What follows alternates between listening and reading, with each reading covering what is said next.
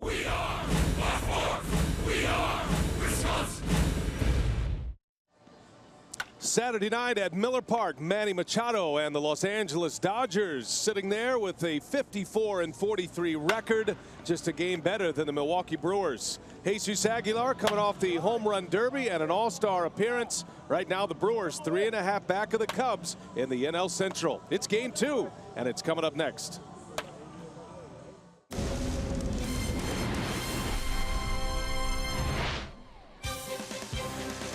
We welcome you from Miller Park, Milwaukee. Having a little fun out there, tailgating, little cornhole. It's all good.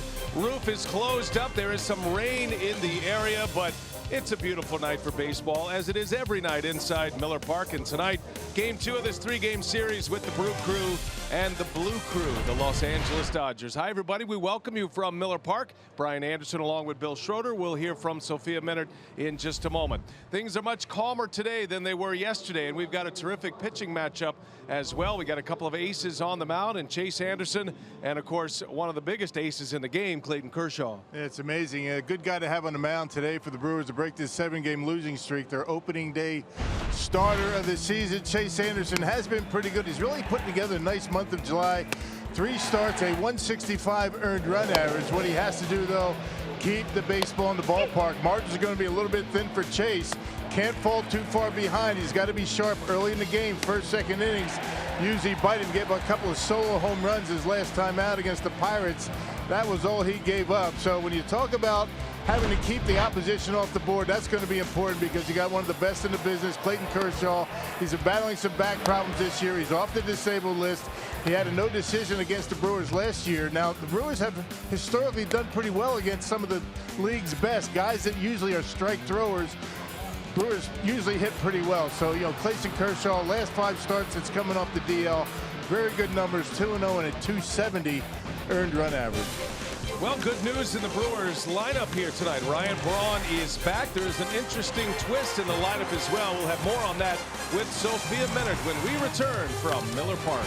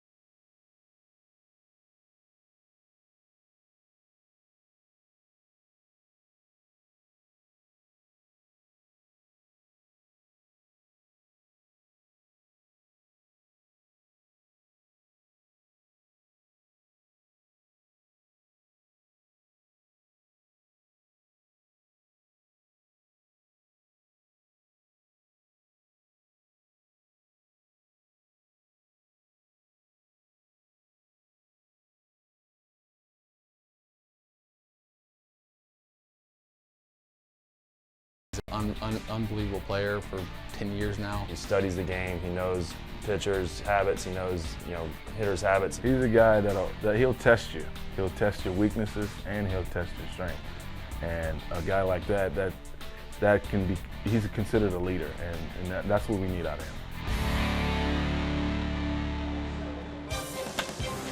His Brewers teammates know what a healthy Ryan Braun means to this Brewers lineup and their offense. Their Brewers are trying to snap a 7-game losing streak, looking to even the series here against the Los Angeles Dodgers, and they'll do it with Ryan Braun back in the lineup, activated from the 10-day disabled list. Good evening, everyone. Sophia Minert here at Miller Park. And for Ryan Braun, certainly he's looking to put aside an unhealthy first half for him. He's dealt with the back injury 2 times on the disabled list, also had to undergo a cryotherapy procedure on his left thumb. So Braun is hopeful that the second half will be much healthier for him and lead to better production as well. On the season so far for Braun, it's been a .235 average with 10 home runs and 35 RBIs. So Braun knows what he means to this team. And as they're trying to make a push here in the second half, Braun is hoping that his health can help drive this Brewers offense. Yeah, I mean, I think anything back, oblique, intercostal in that area, it's about explosive rotational exercises, and obviously swinging's at the front of that, but also diving into walls, running, throwing at full speed, stuff like that. So you try to figure out a routine that puts you in the optimal position to stay healthy, and I think the routine that I've always had is something I'm going to have to continue to alter. Just a little different now, obviously at 34 than it was at 24, and so much of it is trial and error, just figuring out what makes the most sense to try to put myself in the ideal position to stay healthy when I'm dealing with back issues.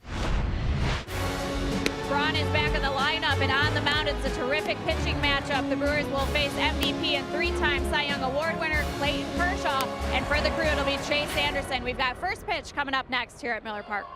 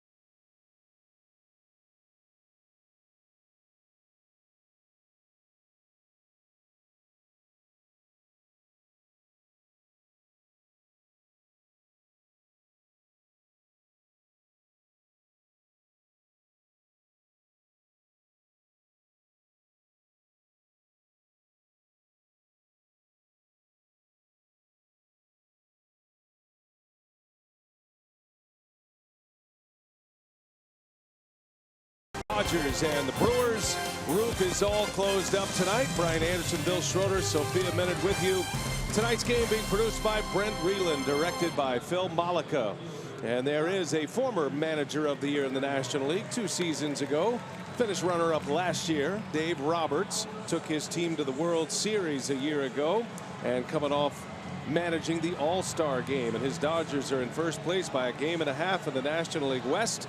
Roberts' Potawatomi batting order tonight. Some changes in there this evening. Jock Peterson will lead off and play left field. Then Manny Machado at short. Matt Kemp hits third and right.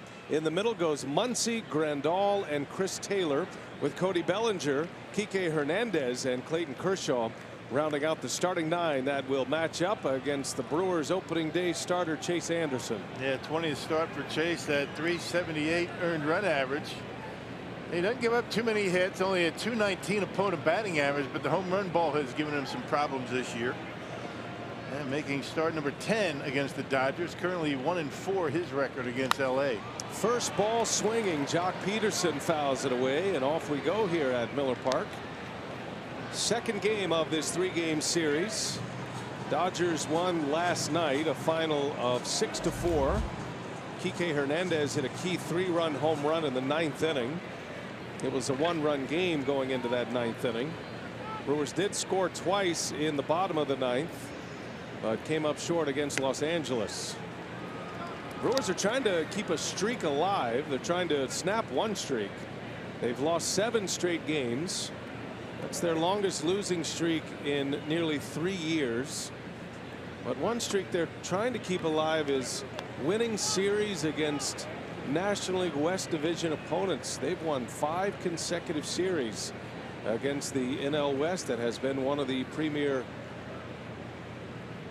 divisions in baseball the last couple of years. Brewers 11-3 against the West. Really good record against the National League West. Last year the Brewers went to LA, took 2 out of 3 from the Dodgers. 3 balls and a strike, and Peterson fouls it away. Love the pitching matchup tonight. It's a matchup of Texans, and if the postseason started today, you would figure the Dodgers would have Kershaw. That's a no-brainer. And you figure Craig Counsell would have Chase Anderson on the mound. So this could be a postseason preview. They certainly hope it will be. Peterson beats the shift, a base hit. We've seen that often here in the first couple of games. Hitters are shortening up and starting to drive the ball to the opposite field. Yeah, a little two-seam fastball from Anderson, and Peterson goes right with it. Let's check out the defense. It's kind of a different look defense, particularly in the infield. You got Yelich, Kane, and Broxton in the outfield. Jesus Aguilar getting his second start at third base. Craig Counsell trying to get as much offense as he can against Kershaw. Saladino Perez up the middle. Ryan Braun at first, and Eric Kratz behind home plate. If you notice a little tilt to the field to the left over there by third base, it is because of Aguilar at 6'4", 300 pounds, 298 in the immediate guide officially. That is one of the bigger human beings you'll see play third base ever. And his second start at third base this season and of his career. And again, you're going to lose a little bit of defense. You're going to lose a lot of defense with Travis Shaw sitting this one out, but the Brewers want as many right-handed bats. They need to have Aguilar in there as you can. Only one lefty in the Brewers lineup. That's Christian Yelich. Shaw sits tonight. Yelich hits lefties well. He's in there. Had a good night last night, did Yelich. Here's Manny Machado, second game as a Dodger, and he tries to bunt his way on, bunts it foul in out play. Trying to test Aguilar right away of the Dodgers. That'll bring a smile to Aguilar's face, I'm sure. He's chiming into that Dodger dugout a little bit. Say, yeah, bring it on. Want to test him, see how he's going to be able to handle himself at third base. The bunt play should be an interesting one for Aguilar. Full of personality, that guy. And it's all good, too. Great personality. Aguilar made a start at third base against the Rockies back in May. That was on the road in Colorado. And for Aguilar this season, this is his 5th appearance at third base, this being his second start.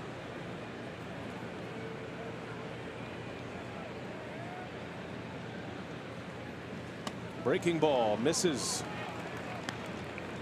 And right at the top of the strike zone, didn't get the call. Bill Wilkie behind home plate. That was a strike last night with Lance Barrett back behind home plate. He liked that high strike, particularly with the curveball. See those gaudy numbers by Machado, posting those numbers in Baltimore. And the big piece in the trade market this year, the Dodgers struck and got their man. That one Was not a swing, according to the first base umpire Sean Barber. And the count goes to 3-1. A good change up, and it could have gone either way. Machado led the Orioles in homers, runs batted in, and walks.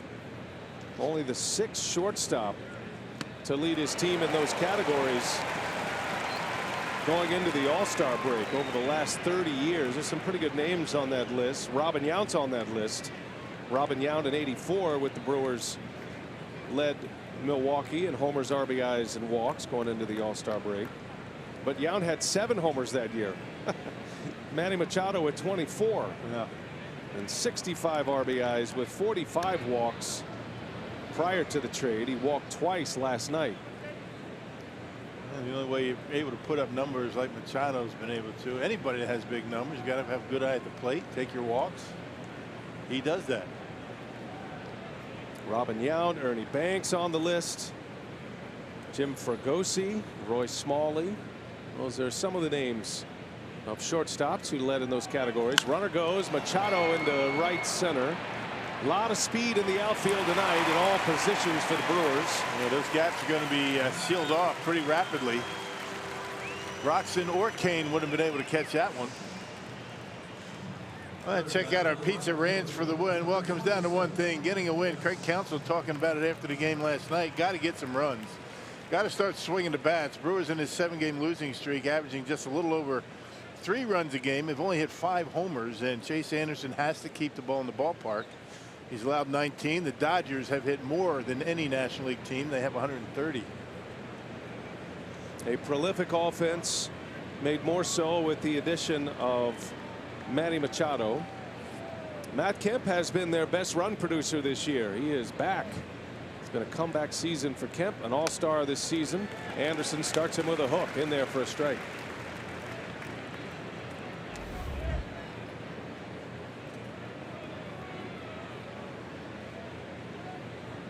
Dodgers are getting bonus production out of the 33-year-old Matt Kemp. He'll turn 34 in September. Nobody expected this kind of production as he sends one to left. Yelich will watch it bounce in front. And a base hit for LA. 2 singles in the inning. 2 on with 1 out for Max Muncy. That right off the end of the bat might have been a cut fastball. Well, actually, a 2-seamer that was away from Kemp. He hooks it out of the left field, had some top spin on it. Sinking as it got out to Yelich in left. Kemp had a hit last night, was 1 for 4. He's got a hit in his first at bat tonight. And now Anderson with 2 on and 1 away with Muncy coming up. Another one of the surprise players for the Dodgers this season. Getting great production out of Max Muncy. It's not often that a player starts the season in AAA and ends up hitting cleanup on a contending team. But that's how it has gone for Max Muncy, who began the year in AAA. Career very quick. It could have been over not that long ago. And released, picked up, and look what he's doing now. Second chances. Did not appear in the big leagues with the Dodgers until the 3rd week of April, the 16th game of the year.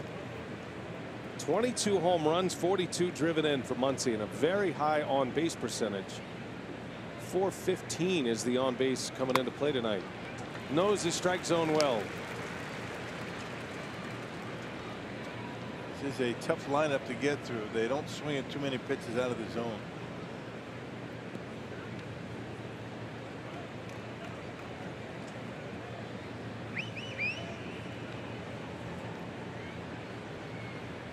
Two on, 1 out. And the 1-1 from Anderson is grounded foul. Matter of fact, as a team, only the Washington Nationals have struck out fewer times than the Dodgers this year as a team. And this day and age of the high strikeout numbers all across baseball, the team that's hit the most home runs in the National League. One of the more patient teams. The fewest strikeouts. Turner Ward, their hitting coach, former Brewer. 1-2 the count on Muncy.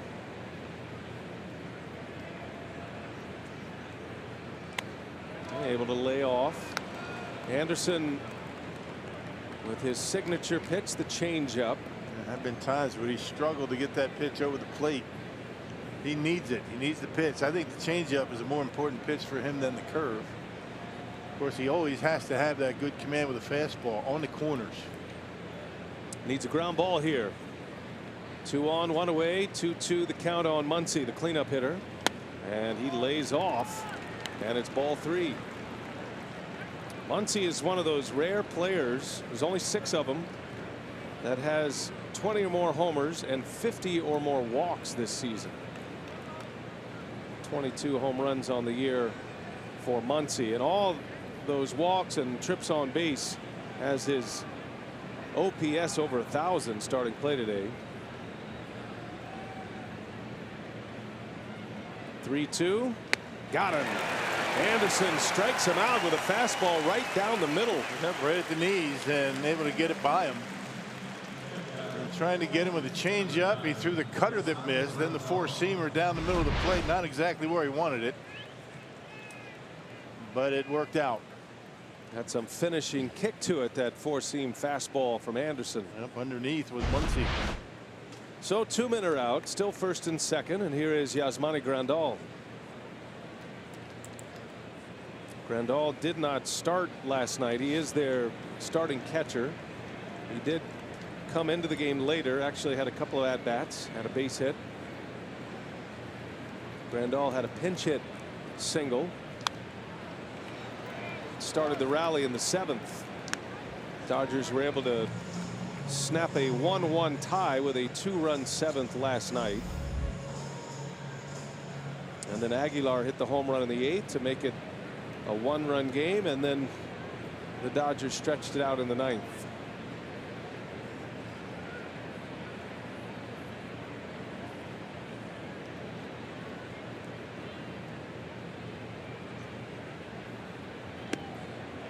Did he go?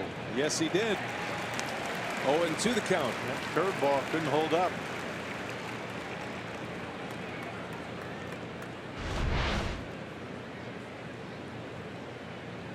Yes, sir.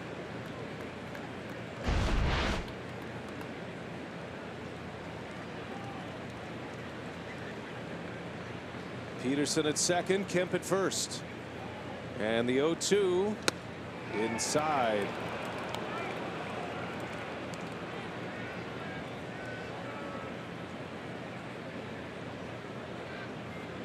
Chase with 23 pitches already in this first inning, having to get deep into the arsenal in the first. You're always looking for that startup inning. Chase has had his trouble in the first inning, but has settled that part of his game down the last few starts. The 1-2 misses down and away. Tried to go back to the changeup.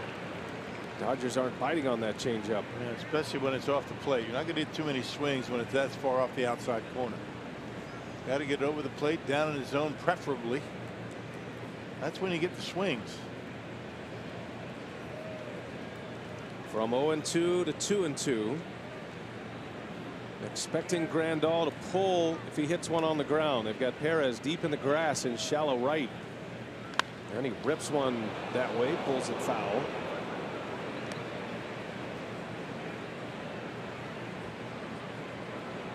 Brewers are showcasing their versatility tonight. You got Ryan Braun playing first base. He had never played first base in his career until this season. Very few starts at third base for Jesus Aguilar. He makes his second career start at third tonight. Versatility plays these days, especially in a National League setting. 2-2. And even when you aren't really versatile, and when you're swinging the bat like Aguilar and you're facing Kershaw, you automatically become versatile. That's right. Put him over at third base, get Braun at first, as many right-handed bats as you can. Craig Counsell saying he is playing the percentages. How many actual ground balls go to third base?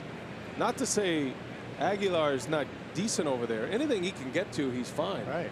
Doesn't have the greatest range, but he actually has Soft hands and makes good plays, good hand-eye coordination, good arm. Grandal not biting on that change, and now it's 3-2, and that's going to put the runners in motion. Really missing badly with the changeup. That's not a good sign. He needs that pitch over the plate. High stress first inning here for Chase Anderson. Going to have at least 28 pitches. Grandal's got a lot of pop in his bat. 13 home runs on the year. Has been an all-star in the National League a few years back. 3-2 the count. The runners take off, and Grandal draws the walk to load the bases. Man, went with a curveball and didn't even come close. Did not want to throw the fastball. And now the base is loaded for Taylor, who has always come up with some big hits for the Dodgers. Now Taylor hit leadoff last night with the left-hander Wade Miley on the mound. Taylor hitting 6th in the batting order tonight. But one thing you notice about the Dodger batting order, they have major threats throughout. Their 8 position players can all go deep. They all have double-digit home run totals. And the Dodgers have 2 players in their lineup tonight with 20 or more home runs in Machado and Muncy. Bases are loaded. Taylor takes a ball.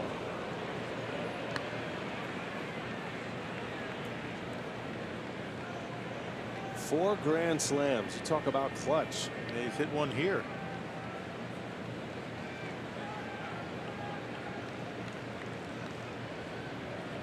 Last night Taylor drove in a run. Had 2 hits in the game last night, including a double. His RBI was on a single in the 7th. And that one's a strike. Mishandled by Kratz, but still got the call, and it's 1-1.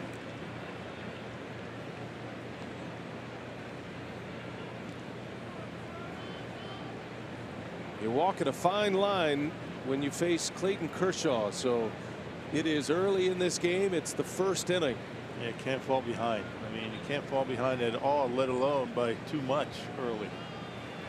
Kershaw pacing in that Dodger dugout, ready to go. Anderson needing a big out early in this one. 2 hits and a walk. 1 ball, 1 strike. Taylor, defensive swing. 1-2.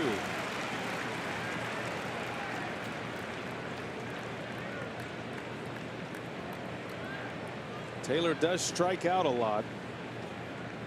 109 strikeouts. Second in the National League. Only Paul Goldschmidt has struck out more at the plate. Chase could use one. 1-2. Here it comes. Up and in with a fastball.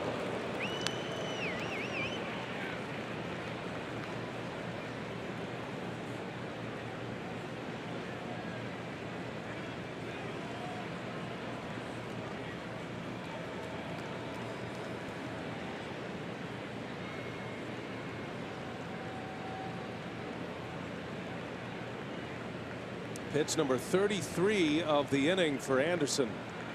And it's a base hit. 1 run is in. Peterson. They're going to send Kemp. He will score. And the Dodgers strike first here tonight on a 2 RBI single by Chris Taylor. Yeah, with 2 strikes.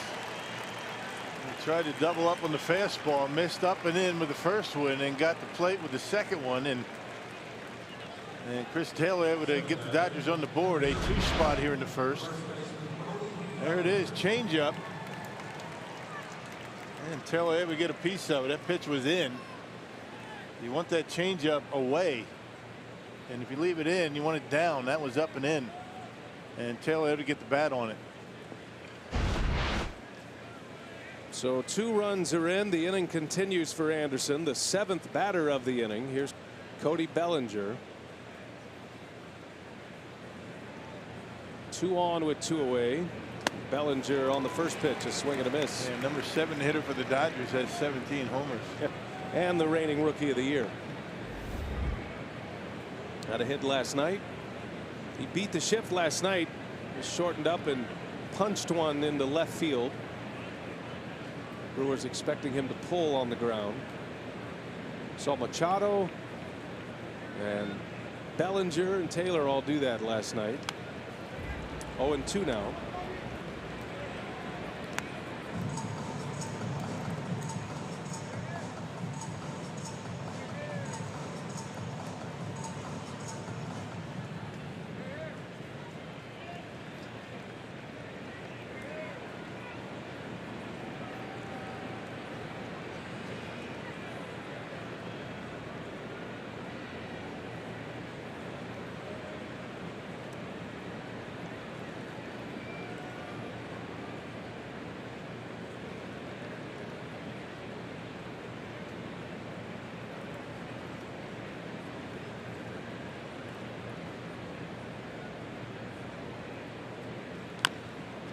Bouncer, gotta hurry. Braun, not in time. Ranging a little bit too far off the bag. That would have been an easy play for Perez. Be a base hit. And a tough play once Braun left the bag. And that's what Craig Counsell, concerned about. When you try and get as much offense as you can in the lineup, you weaken your defense. And that was pretty much right at Perez. That would have been a relatively easy play for him, but Ryan goes after it, making it a very difficult play for Chase Anderson. Bellinger has great speed. It's an infield hit. Now Kike Hernandez. He's hitting 8th in this lineup, but he is having a career year. Hit his 17th home run of the season last night. That was a put away punch for the Dodgers, a 3-run blast in the 9th. Has homered in back-to-back games. He hit a home run in support of Kershaw in the final game before the All-Star break against the Angels. Dave Roberts called Kike Hernandez his MVP this year. Starting in every position but pitcher and catcher. Tonight he starts at second base.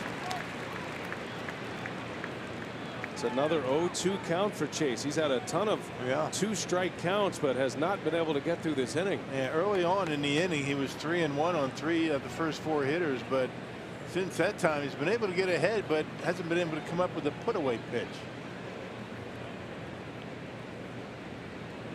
39th pitch of the inning.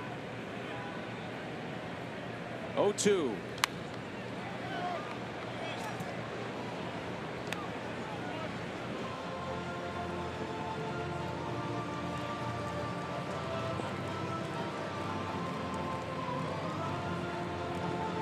Hernandez with career highs in homers and RBIs.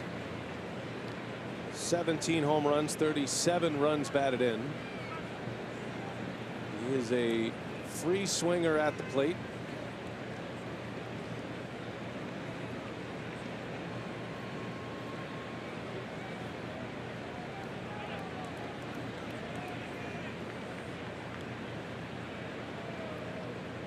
Oh, 2 pitch.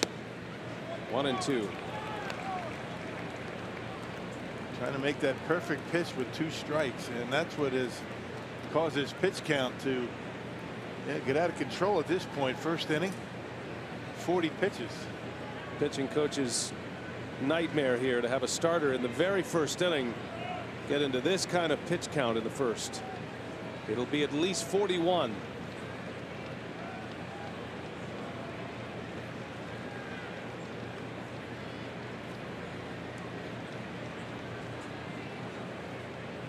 Two runs are in on a Chris Taylor 2 RBI single.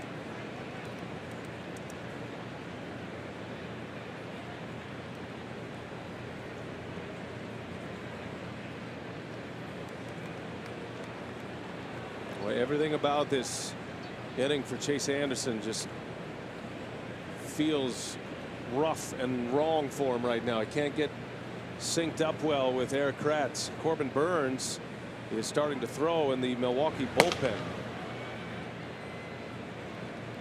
1 ball, 2 strikes. Desperate for the final out. Hernandez fouls another one off. And if you're Eric Kratz behind home plate and your pitcher's out there difficult commanding any one of his pitches, what do you call, right? I mean, it's been difficult on Kratz to try and find a strike that's going to end this inning. And then for Chase to put the baseball where he wants it. Well, at this point, if he can get out of here with just 2 runs in, that would be a small victory for Anderson. 4 hits and a walk in this inning. And the 1-2 pitch is low. 2-2 now.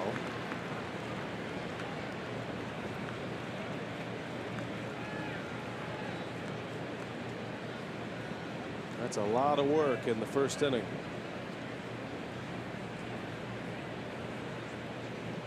Prior to this successful run of his last 5 starts, Anderson's ERA in the first was closer to 9. 2-2 pitch, and he got him. A strikeout to end the inning. Hernandez chases one, and Chase gets through a mess in the first with minimal damage. 2 runs are in.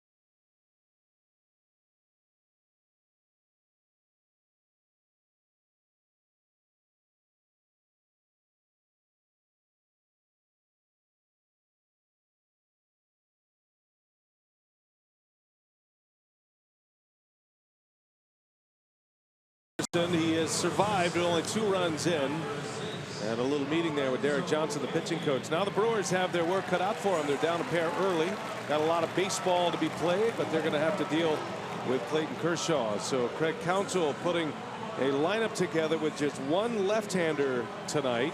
That would be Christian Yelich, who hits in the 2nd spot behind Lorenzo Cain. It goes Cain, Yelich, and Aguilar. Then Braun, Saladino, and Perez. Braun's first game back from the disabled list. Broxton, Kratz, and Anderson round out the starting 9 against a 3-time Cy Young Award winner and a former MVP in 2014, Clayton Kershaw. Yeah, 11th season for Kershaw, 3-time Cy Young Award winner, making his 14th start. He's had a lot of back problems this year, limiting him to those 13 starts. 3-4 record. He's on a pretty good run right now, 2-0 since coming off the disabled list. Kershaw on the attack. He likes to work quickly. Kershaw had a biceps injury in May, and that shut him down for most of May. Came back, made 1 start at the end of May, and then had some back tightness and missed about 3 weeks with that. So he made just 1 start between May 1st and June 23rd. About 8 weeks, made just the 1 start. But he's back and healthy. Pitched well against the Angels his last time out, went 108 pitches in that game, which is the most since he's come back from the DL. Went 6 2/3 innings with 8 strikeouts, giving up 3 runs, and got the win. It took a no decision. The Dodgers won the game as he strikes out Lorenzo Cain. Kershaw had a memorable game here at Miller Park last year. He and Jimmy Nelson hooked up in one of the more thrilling games of the year that went 12 innings. That was the game where there were a combined 42 strikeouts in the game. The Brewers struck out 26 times as an offense in a 12-inning game. And Kershaw had 14 of them.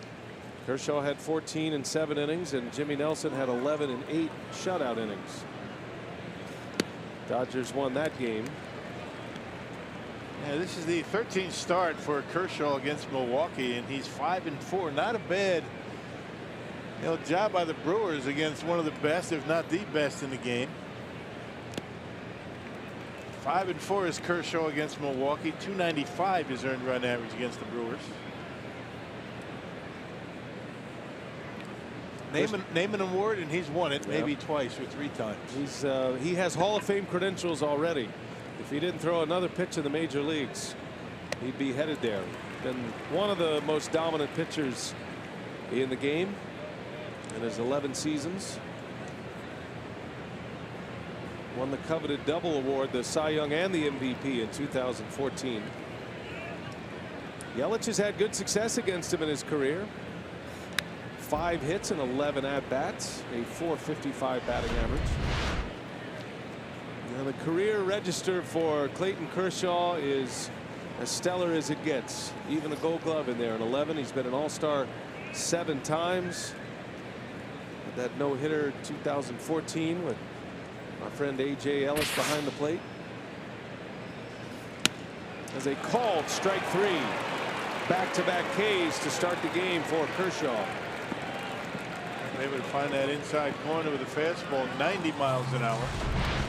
Cruising speed for Kershaw these days. Talking about 91, 92. Reach back and give it a little extra. That's a 4-seamer right on the inside corner. Well, it sets up a very entertaining matchup all night tonight with Kershaw against Jesus Aguilar. Aguilar hit his 25th home run of the year last night. 8th inning home run that brought the Brewers within a run. Nolan Arenado hit 2 homers for the Rockies last night. So Aguilar and Arenado are tied for the National League lead in homers.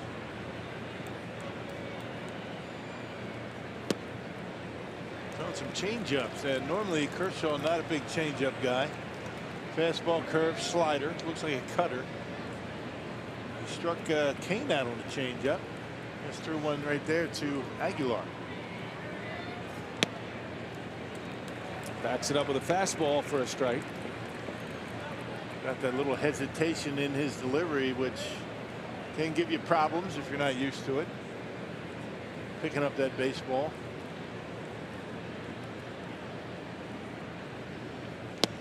And Aguilar with a swing and a miss. It's a good pitch. 2-2 the count. It's only about 3 miles an hour off his fastball, but has some tail to it. And the big curve misses.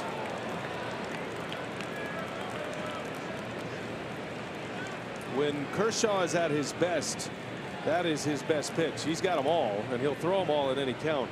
But his curveball is the difference maker. And that's a strikeout. He got him on a slider. Aguilar is out. Slams his helmet. Kershaw strikes out the side. After the Dodgers scored twice in the first inning, Chase Anderson back to work. 3 Ks in the bottom of the first for Clayton Kershaw. We're on our way to the second.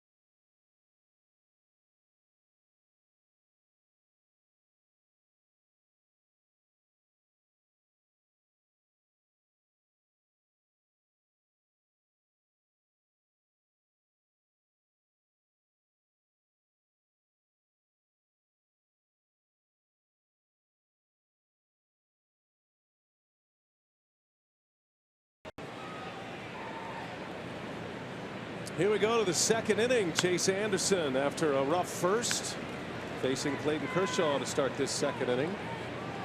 Hoping for a much cleaner path through the Dodger lineup. It's a baseball that is loose in the outfield. Chase Anderson's first inning ERA this year is at 7.65. 17 earned runs in 20 innings after the 2 he just gave up. This compares to a 3.07 ERA he has in all other innings outside the first. So the Brewers are hoping the trend continues with Chase, as Kershaw trying to bunt his way on. Yeah, as rough as it was, it could have been a lot worse that first inning. And 2-0 is tough enough against Kershaw, let alone more than that. Chase able to minimize the damage. Had a lot of 0-2 counts in the first inning. Looking for a quick put away at Clayton Kershaw, who can handle the bat a little bit. Kershaw does have 4 hits. He's driven in a run this year. 4 for 24 on the season. Aguilar unable to run it down. It was interesting looking at the reaction of Aguilar, typically a fun-loving character. He really snapped after that last strikeout. Yeah, well, he understands, I mean, how important it is to get going here offensively. The team is struggling. Guys aren't, able to put the runs up on the board, help out the pitching, and sometimes even with the most fun-loving guys, it gets to you after a while. And that's what happens when you're in stretches like this. Everybody puts too much pressure on themselves, not relying on the guy behind them. Try and do everything yourself, and Aguilar feeling a little bit of that.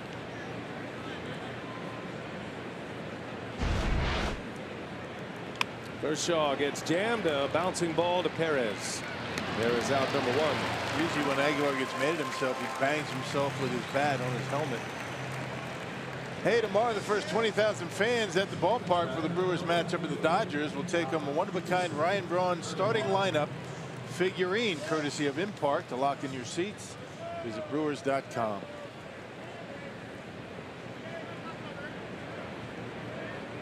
One away, back to the top of the order for Jock Peterson. We don't condone hitting yourself in the helmet with your bat.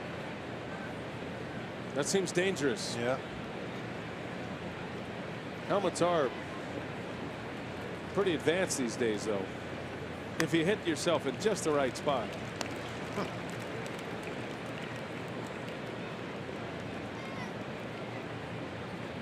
Well, the Brewers have lost 7 straight. It's been a frustrating window of time here for Milwaukee. Everything was going so well for the team. They were sitting there with the best record in the National League.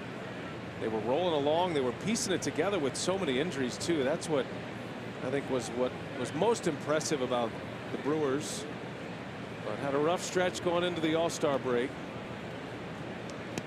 A 1-6 road trip, or excuse me, a 1-7 road trip through Miami and Pittsburgh. Got swept in a 5-game series against the Pirates. You just gotta, grind your way through it. I mean, it's an old baseball cliche, but that's all you can say about it. Not much you can do other than go out there and keep playing hard. Things will turn. And they usually do. Brewers are a good team. Starting to get a lot of those pieces back together these days, and more reinforcements are coming as well. Just got to fight through this stretch of losing right now. Peterson whistles one foul. All you have to do is look at the Dodgers. They were 10 games under 500. As of May 19th, they were 10 under. Took them less than 2 months to get into first place in their division. Los Angeles, since they were 10 games under, are 21 games over 500 right now. They're 38-17 since that start of 16-26. And just picked up Manny Machado. So yeah. And look at the Arizona Diamondbacks. Remember when the Diamondbacks were here early in the year? They had lost 13 of 14. That's right. They're a game and a half behind the Dodgers right now. Brewers good baseball. That's the way it goes in the game. There are going to be stretches. You try to avoid the long losing streaks. But there is a lot of baseball to be played yet. And the Brewers know it. Milwaukee with a record of 55-44. This being game number 100 of the season. The Dodgers last year, although they had a big lead in the division, when they lose 10-11 straight in September, able to turn things around, ended up with over 100 wins. Yeah, Brewers were part of that losing streak in LA last year in September. Took 2 out of 3 from them at Dodger Stadium.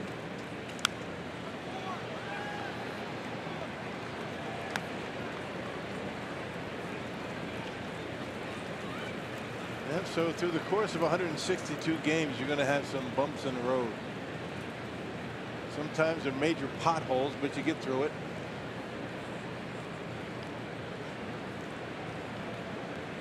Payoff pitch to Peterson. Yikes. Not expecting a souvenir up there. Yanked that one foul. My goodness. Ball nearly hit him. Almost hit the guy in the Kershaw jersey up there.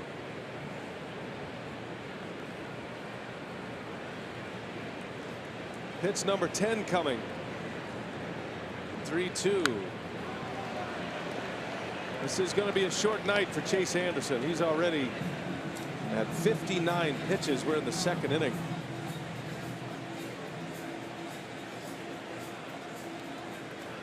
Brewers would be happy if he could get through 5 tonight.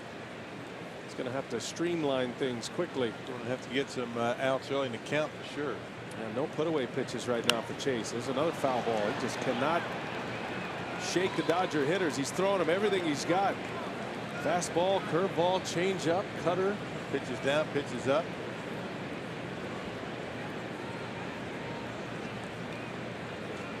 This will be the 12th pitch of the at bat. It was 0-2 on Peterson.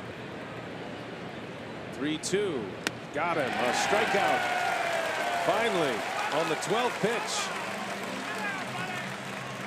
And it's the 3rd strikeout for Anderson. 2nd out of the inning.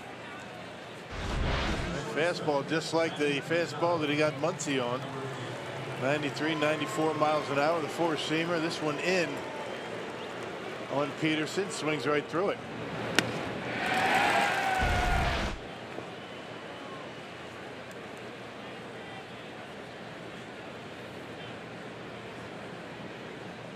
Manny Machado with 2 away. First 4 trips to the plate. Machado reach base, 2 hits and 2 walks. Brewers finally retired him in his last at bat last night, and then Anderson got him to fly out to right his first time up tonight.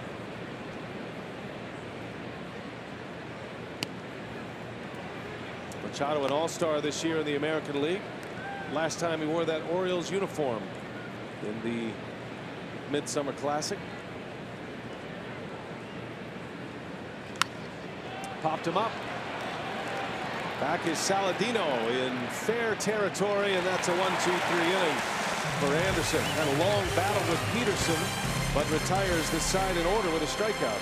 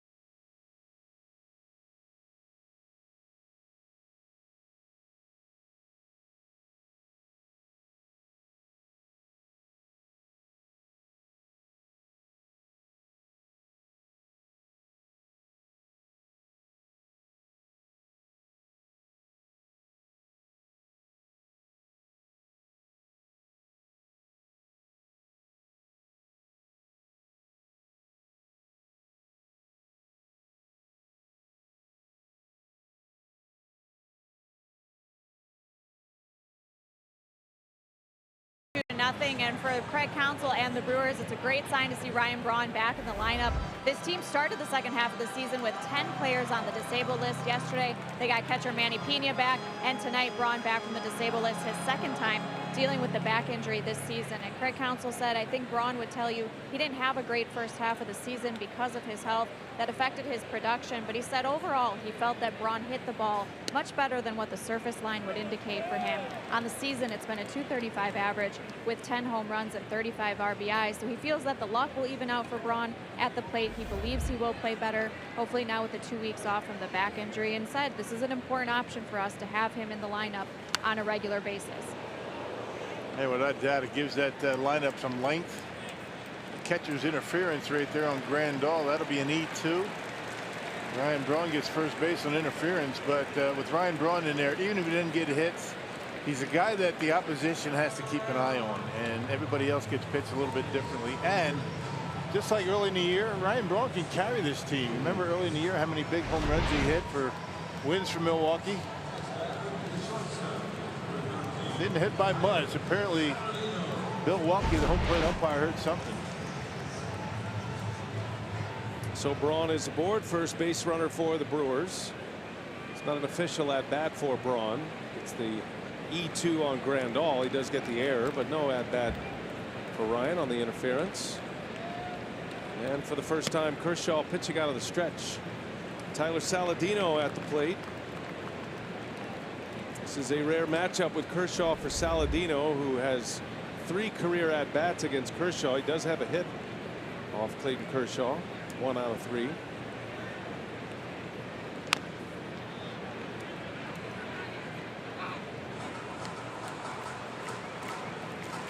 Yeah, amongst the many things that Clayton Kershaw does very well, he holds runners pretty quick to home plate. Understands the value of that. Catchers appreciate it.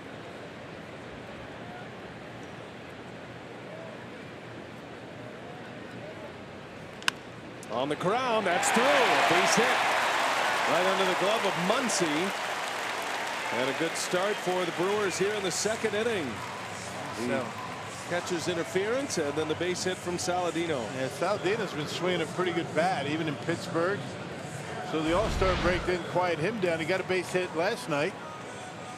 And the first hit off of Kershaw here today. Second inning base hit into left field.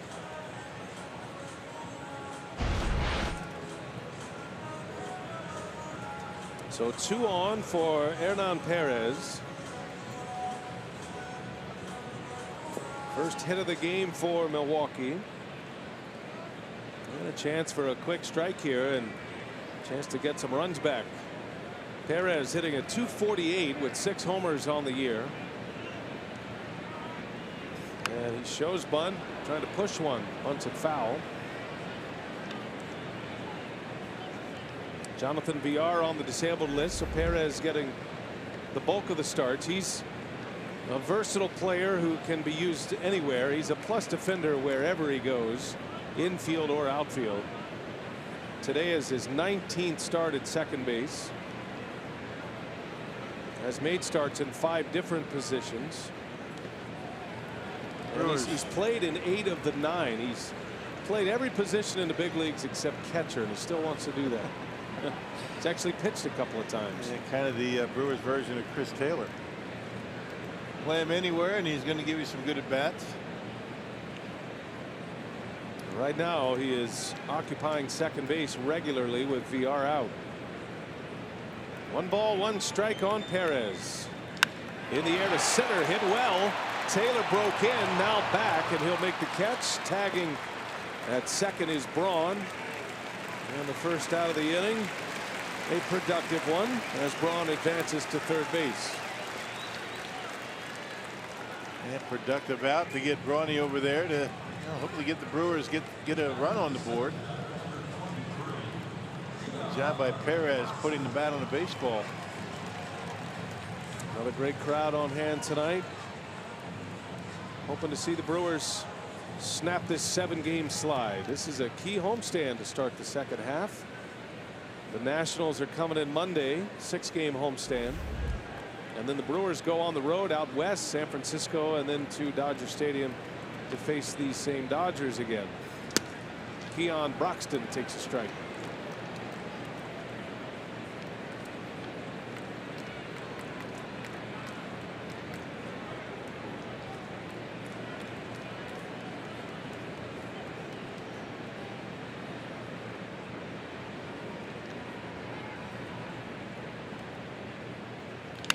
On the ground, backhanded by Machado. Long throw is in time. Wow. Man. A run is in. Braun scores. But that was some kind of play by Manny Machado. Well, he's a Gold Glover over at third base and not too shabby over at shortstop. Wow, what a throw. But Broxton's able to get the run in. So the error to start the inning to get Braun on base. Check this throw out. Boy, momentum going away from the bag and a bullet over to first base. I didn't think there was any chance for Machado to get Keon, who runs extremely well. And a good pick by Bellinger over there at first base. That's some good defense. That was a tough pick as well. Game changer at short. Has been a great third baseman with the Orioles. Eric Kratz with a swing and a miss. Now J.J. Hardy occupying shortstop in Baltimore. Machado played third and was one of the best third basemen defensively in the game. He and Nolan Arenado. And always wanted to play shortstop. Came up as a shortstop and back in that position this year. Runner at second for Kratz. Takes a ball down and in. Incredible range, good hands, terrific throwing arm. My goodness, that was a great play. Yep.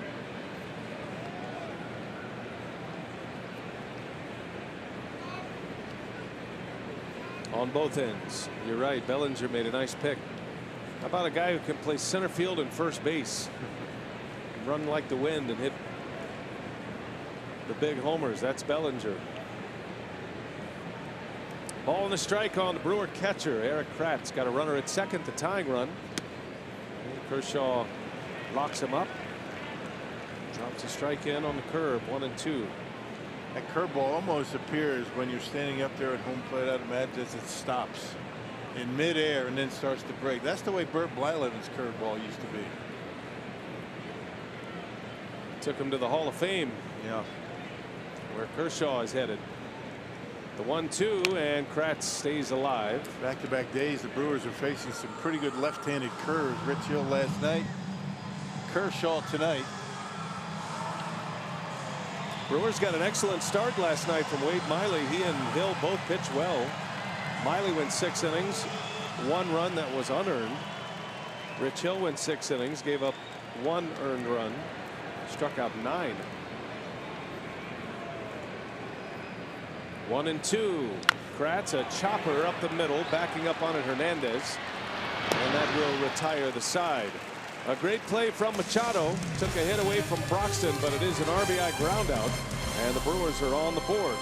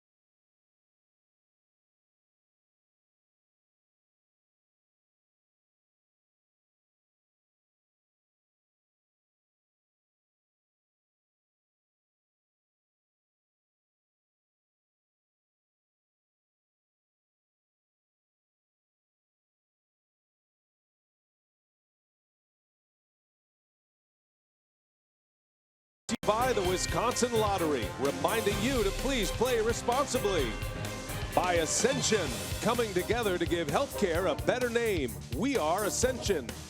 And by Wisconsin Dells, the water park capital of the world.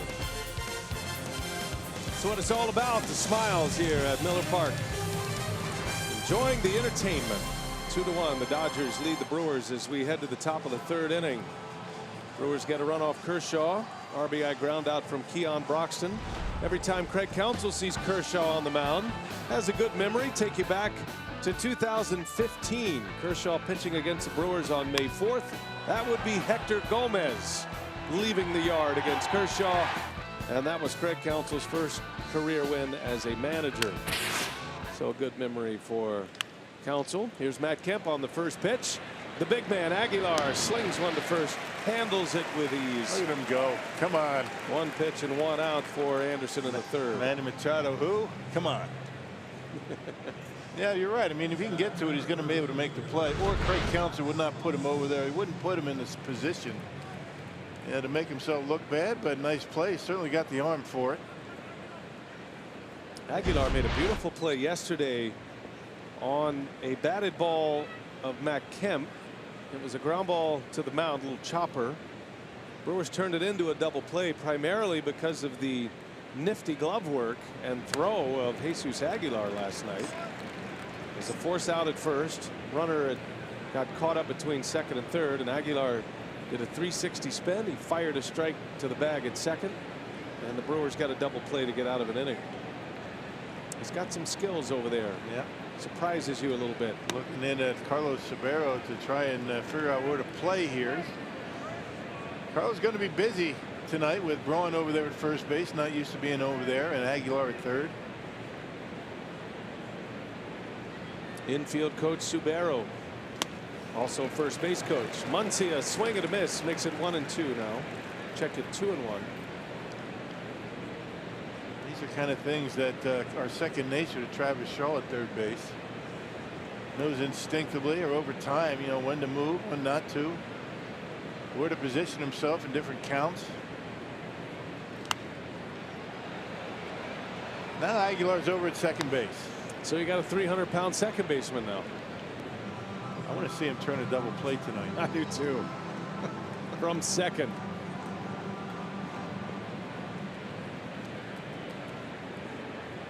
Always wanted to play in the middle infield, did Aguilar. Every kid growing up in Venezuela wants to be a shortstop. That's where you start. And he played there a lot when he was younger. They forced him off the position, but he wanted to play there. When you're that big, you get to make your own choices when you're playing pickup games.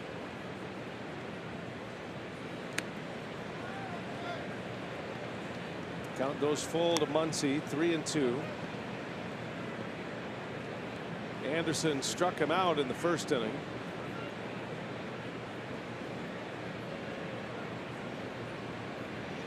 Gives you a tough at bat at the plate. Max Muncy. Hard to shake him. But Anderson has 2 strikeouts against Muncy here tonight. He gets him on a changeup that time. Yeah, that's a good pitch. And he starts to throw that in that location. He's going to start getting some outs. Yeah, you see the grip. Yeah, going away a little bit from Muncy out in front of it. Chase got him on a fastball his first time up. Totally changes the outlook for Anderson when he's throwing that pitch for strikes. And it looks like he's found it here in the last couple of innings. He needs it. Anderson's now retired 6 in a row after that marathon first inning. Dodgers had a chance to bust it open in the first inning. Had 2 runs in, had the bases loaded. But Chase was able to get through it. I'm sure it tapped into his energy a little bit. So it's not going to be a long start for Chase Anderson tonight. He'll go as long as he can. 2-1 to Grandal. And Brewers have 8 down in that bullpen. They should be able to cover it. You figure everybody's available other than Brandon Woodruff, who went a couple of innings last night. We did see Corbin Burns loosening in the first inning.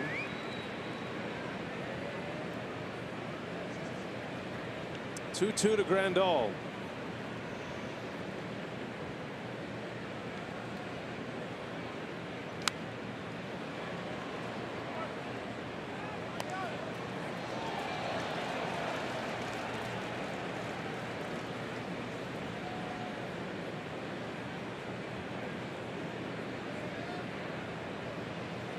Grandal, a switch hitter.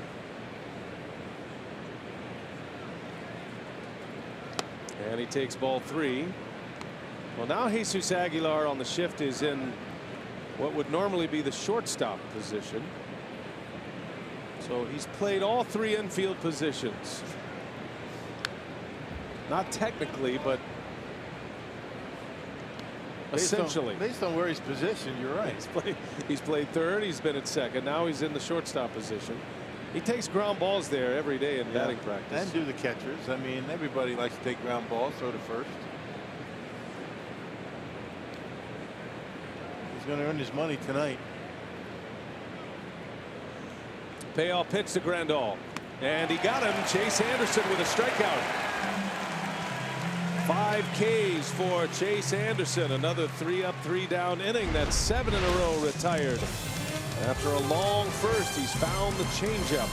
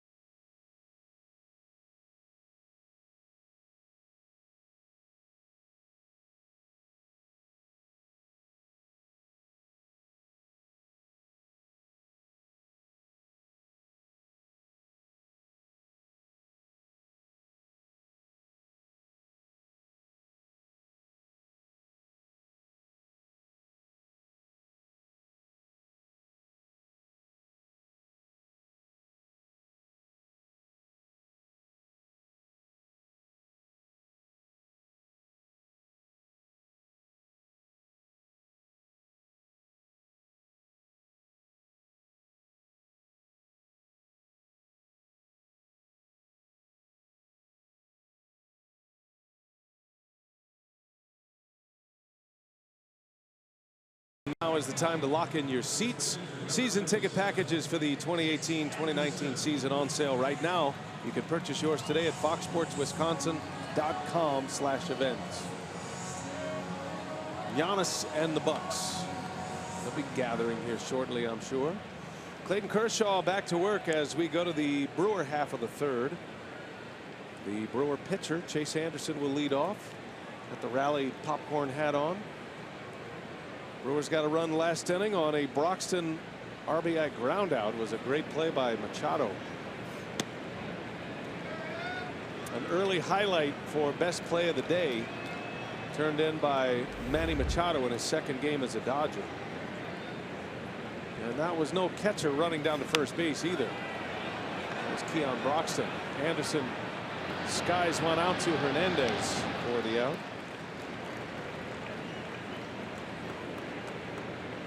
No offense to all you catchers out there. Hey, we're slow for the most part.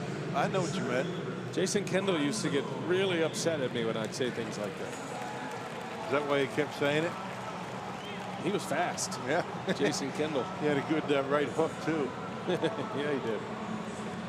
You don't know that on the receiving end. You've just observed. No, what a great guy, Jason Kendall. Just kind of a throwback guy. He would have done well back in the 20s. Sure. In the era. I saw he was on MLB Network a couple of weeks ago. He did a good job. Yeah. Great baseball guy, Jason Kendall. Here is Lorenzo Cain, second time through the order now. Kershaw with 4 strikeouts first time through. giving up just the one hit. Chopper to third. Muncy waits for it. Long throw. Look out. Bellinger saves it from going into the seats. Well, you can see that coming, that high throw. Boy, he wound up and gave it everything he had. And Bellinger doing a good job to keep Lorenzo Cain at first base. That's a pretty good vertical leap for Cody Bellinger to save an error. Or a two-base error. Could have been. Might have been a base hit. I thought he would have beaten it. I think it looked like it was going to be pretty close. So Cain is aboard. No ruling yet on the play. Here's Yelich. And he singles through the right side. Cain will turn and head to third. Christian Yelich with a clean single to right field. And the Brewers have him at the corners with one out. Boy, how hot has he been? Well, this guy's success against lefties is incredible. And he's been wearing out lefties this year, hitting over 320 against left-handed pitching. Unheard of for a left-handed hitter. There's that cut fastball that's had so much success so far tonight. We've been calling that a changeup, but it's actually, or at least I have, it's been a cutter. And Christian able to hammer that one down to right field. Yelich now 6 for 13 lifetime against Clayton Kershaw. And they are at the corners for Jesus Aguilar. A strikeout victim in the first.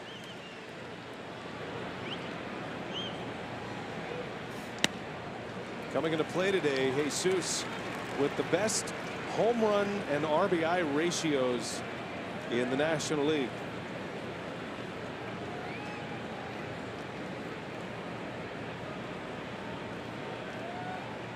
It's at 25 this year. Tied for third in runs batted in. Base hit would be just as good right now. Fly ball to score the run. Tie it up. Aguilar drives in a run every 3.9 at bats. Best mark in the National League. And homers every 11 at bats, which is by far and away the best mark in the NL, in front of Arenado. Swing and a miss, 1-2 the count. Curveball just kind of hovers and then breaks. Awfully difficult to wait back on that pitch. There's the rotation. You're talking about a 12-6 rotation, and you can see how far out in front Aguilar is. 1-2 the count. Tying run at third base. Kershaw will check on Yelich. By the way, they have scored the Lorenzo Cain batted ball as a base hit, infield hit. So 2 hits in the inning, first and third. Dodgers got 2 in the first, and now a chance for the Brewers to get him back against Kershaw. On the ground to short, got a chance to turn it here, and the Dodgers are going to get out of the inning. Kershaw gets the double play ball he was looking for. 6-4-3 double play to end it. Brewers come up empty.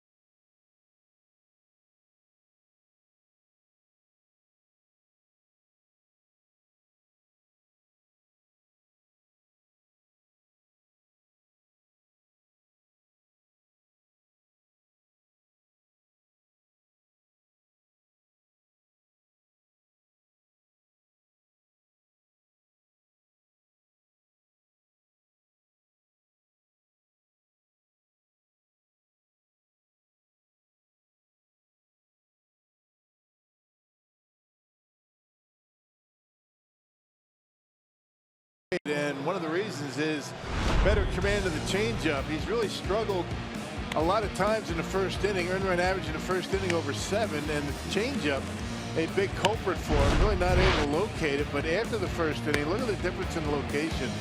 On the corners, down in the strike zone, and away to hitters, and that's how you get them out. And that's where the effectiveness of the changeup. When you don't throw it down the middle or in on a batter, they really have a tough time staying back on it. Good adjustment by Chase. And facing Chris Taylor to start the 4th inning.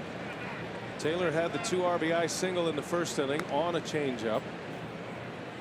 The only run producing hit for the Dodgers in this game. Brewers let an opportunity go by last inning, had him at the corners with 1 out, and their best run producer at the plate. Kershaw got the double play out of Aguilar.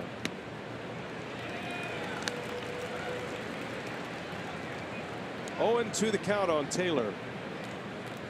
Chase Anderson has retired 7 in a row. Has 5 strikeouts now through the first 3 innings. Has issued the 1 walk.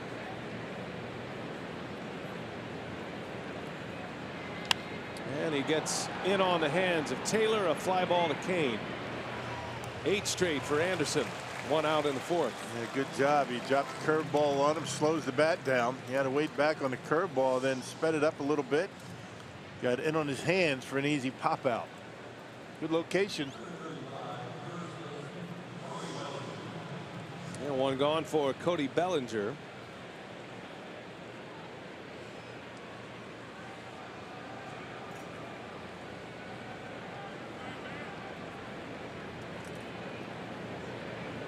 Bellinger had to play a lot of outfield last year with Adrian Gonzalez in the mix. Gonzalez ended up with back problems, wasn't even on the Dodgers postseason roster last year.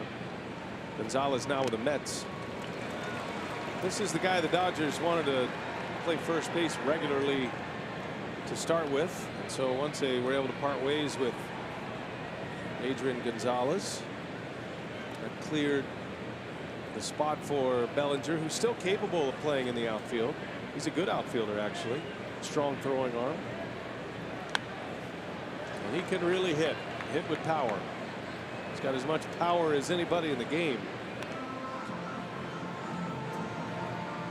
How many teams have a 7 and 8 hitter with as many home runs as those 2 guys have? Bellinger and Hernandez, 34 homers. And then just adding that piece of Machado, though, and they're without Justin Turner in their lineup these first 2 games of the series. He's had a lot of injuries to deal with.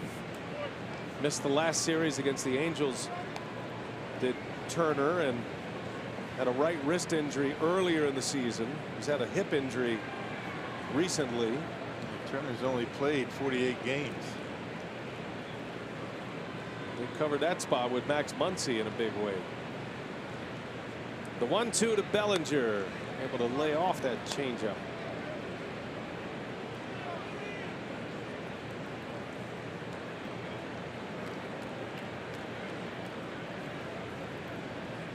Two and 2, and he got him.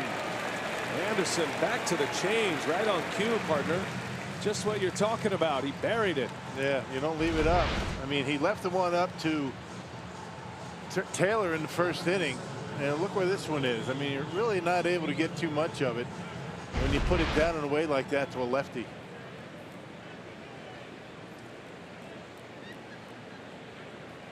So 9 straight retired by Anderson. 6 strikeouts now. Here is Kike Hernandez with 2 outs.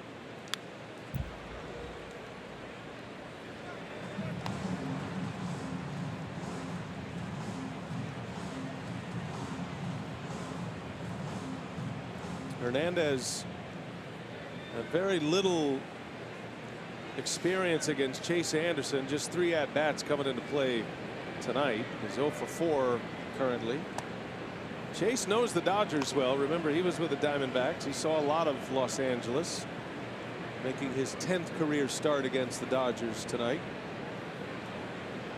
Made 1 start against them last year. He pitched well, but took a loss. Gave up just 2 runs at Dodger Stadium in 5 innings. And Hernandez frustrated at that call. It goes to a ball and 2 strikes.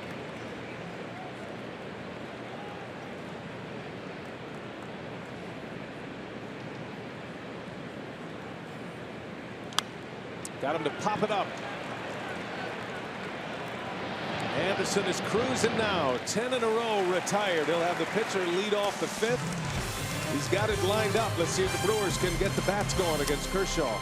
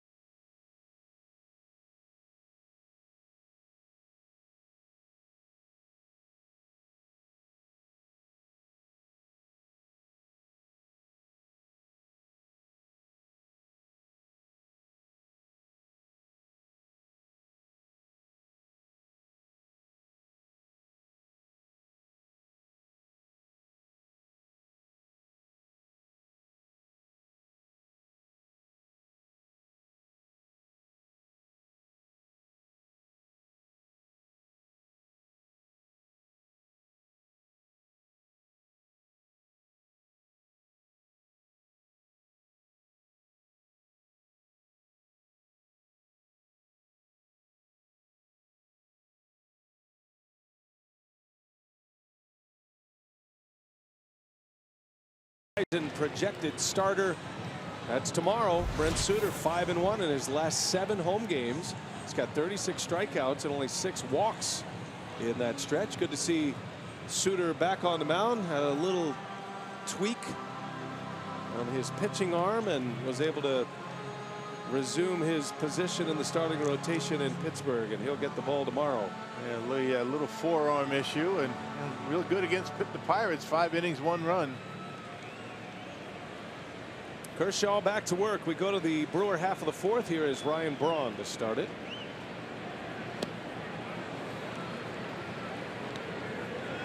The Brewers with 2 hits last inning. Had him at the corners with 1 out, but then Kershaw on a 2-strike pitch gets the double play ball off the bat of Aguilar. Brewers scored in the 2nd. RBI ground out Broxton. 0-2 to Braun. Well, he hides the ball well, doesn't he? Fans that glove out when he's looking in for the sign. You can't see the baseball until it's actually out of his hand. So he's giving Braun cutter curveball to get ahead of him. 0-2.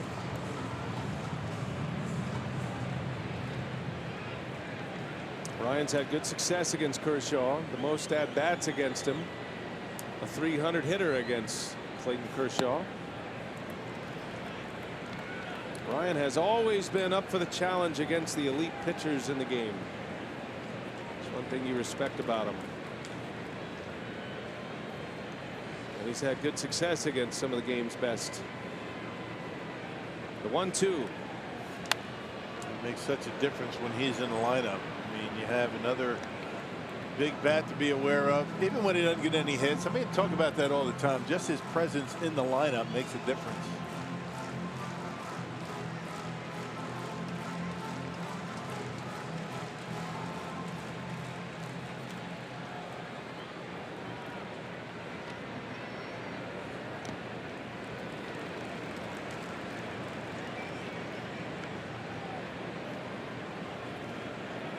Ryan back from the disabled list. Lower back tightness. Missed 10 games. He's missed 16 games this year due to injury. There have been a few games here or there due to maintenance while he's been on the active roster. Craig Counsell talking about Braun's season thus far. Batting average is low, but he does have 10 homers and 35 RBIs. 255 plate appearances. Those are good numbers. He's hitting some bad luck. I mean, he hits some balls hard right at defenders. And you can measure that these days, so they go on a lot of the exit velocity analytics, so they feel like a big second half is coming for Braun if healthy. Chopper right side, going to be a tough play. Hernandez throws on the run. Nice play to get Braun. Boy, he covered some ground. Brownie going right with the fastball up and away, but Kike Hernandez, anywhere you put him, he's going to be able to get the job done. Shaded up the middle. And a good throw to first base. Angling back. Gobbles it up, gets the out. Hernandez started in center field last night. Actually had a put out in the infield last night from that position.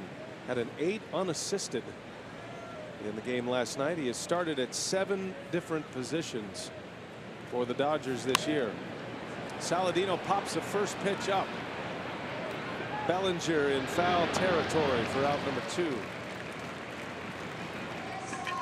Well, be the first to know all the latest Brewers news with MLB At Bat, the official app of the Brewers. With At Bat, you get breaking news, live radio broadcasts, and lineup updates sent right to your fingertips. Download At Bat today, free for your smartphone or tablet.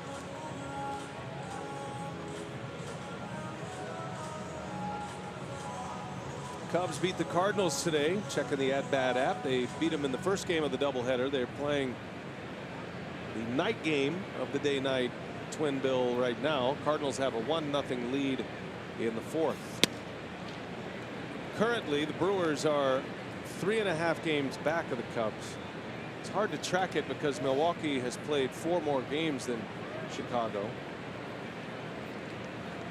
But the Brewers, most importantly, if you look at the loss column, have lost 5 more games than the Cubs. So it's not a great position for the Brewers with a 7-game losing streak, but a lot of games remaining with Chicago and a lot of games left in this half. The Cubs really starting to play some good baseball. Now they've won 7 of their last 10 now with their win in the first game of the doubleheader. But Craig Counsell knows the schedule turns in Milwaukee's favor as far as off days go. While the Cubs are going to be playing most days, the Brewers are going to enjoy a ton of off days in this second half. They had played the most games of any team going into the All-Star break. 98. Only 1 rain out. That was in Pittsburgh, and they've already made that up. Played a stretch of 21 games in 20 days going into the All-Star break. Perez, a ground ball fair. Muncy winds it up, and Bellinger is there with a toe on the bag for the out. He's slick over at first. He saved a couple of errors. And that's a 1-2-3 inning for Clayton Kershaw. We're going to take a look at this here. Craig Counsell wants to see if Bellinger kept a toe on the bag. We'll look at it with you, and yeah, right there. Yep, easy. No challenge. Inning over. 4 in the books. Kershaw against Anderson. 2-1 Dodgers.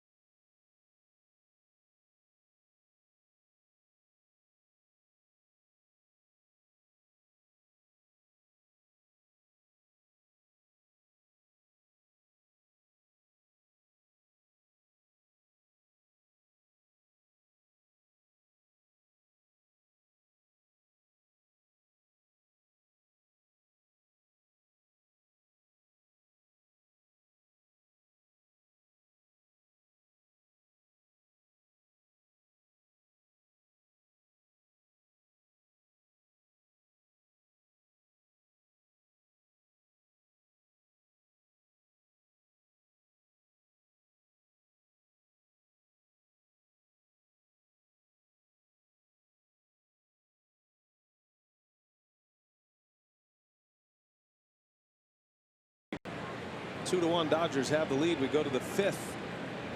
Chase Anderson will face Kershaw to start the 5th inning. When Chase gets through 5 innings, that's going to be a moral victory for this Brewers club. 95 pitches at this point. His spot is due up 3rd in the bottom of this inning after 40+ pitches in the 1st. He's retired 10 in a row. Faced 8 batters in the 1st inning in a 43-pitch inning. Has been efficient since. Has not allowed a hit since the 1st inning. That infield hit by Bellinger. But he's fallen behind Kershaw 3-0. And he missed. He walked the pitcher on 4 straight. And that will get the Brewers bullpen active quickly. Maddening for a manager to see. As difficult as this lineup is to get through, you can't do that for sure. Leadoff walk to the pitcher. You can hear the phone ringing as we speak. Burns has already been up once. Jeremy Jeffress is typically the closer for the starter. We'll see if Anderson can get through this 5th. Here's Peterson now, 3rd time through the batting order. Peterson singled and scored in the 1st. Had a 12-pitch battle with Chase in the 2nd inning.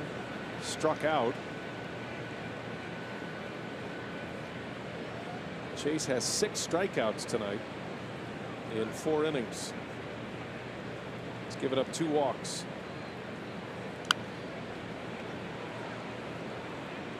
And he's thrown a lot of those right there. The changeup has been the difference. Feels like every other pitch is a changeup since the 1st inning. Yeah, completely different than the 1st. Able to locate it better. Curveball's been better as well. And that makes his fastball a lot better, more effective.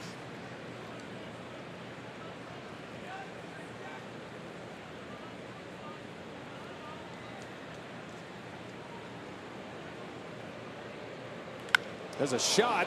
Saladino cannot handle the line shot by Peterson. Wow, that had a chance to be a double play, but Peterson scorched that ball up the middle. Sir. Boy, I tell you, Anderson get out of the way. Saladino was lucky that didn't get a piece of him. That ball was smoked. Let's see how they score that. Saladino would have played just like that last night. That was called an error. Came up on him a little bit. It goes from a double play to a base hit. He never got a glove on it. Left the bat nearly 105 miles an hour. And now 2 on with nobody out. The Dodgers are threatening. Craig Counsell trying to buy a little time for his bullpen. Starting to look at matchups now. The Brewers in a 2-1 game. Got Machado coming up. Matt Kemp, the right-hander, next, and then Muncy, the lefty, after that. And you got double barrel action in the pen with Burns, the right-hander.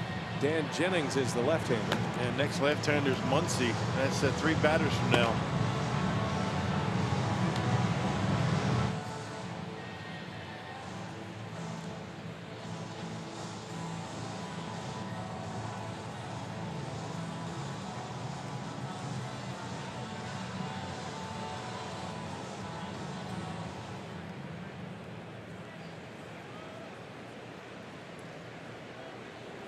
Manny Machado 0 for 2 tonight against Anderson.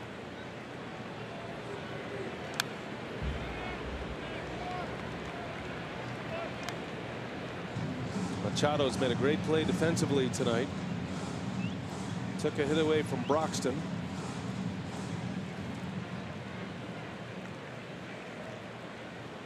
Wearing number 8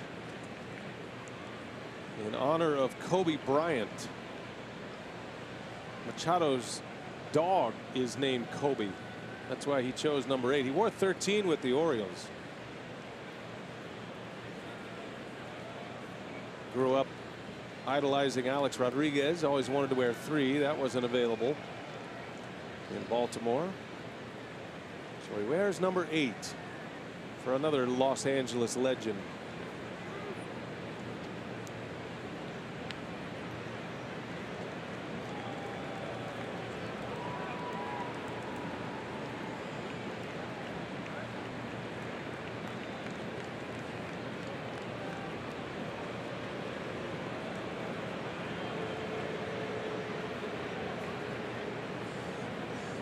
Trying to get together on what to throw here. Did he go with the changeup?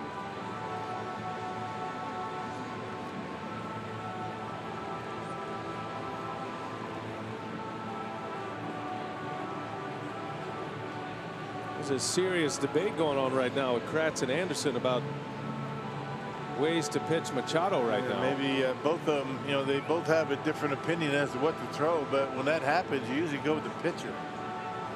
Pitcher always has the last say at what he wants to throw. Catcher's only suggestion. No balls and a strike. 2 on, nobody out. Machado fouls it away. It's 0-2 now.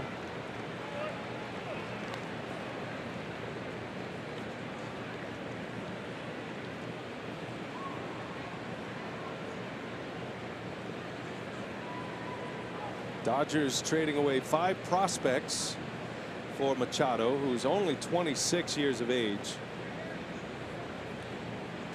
24 homers, 65 RBIs with the Orioles, and a .315 batting average. That's a shot up the middle, base hit.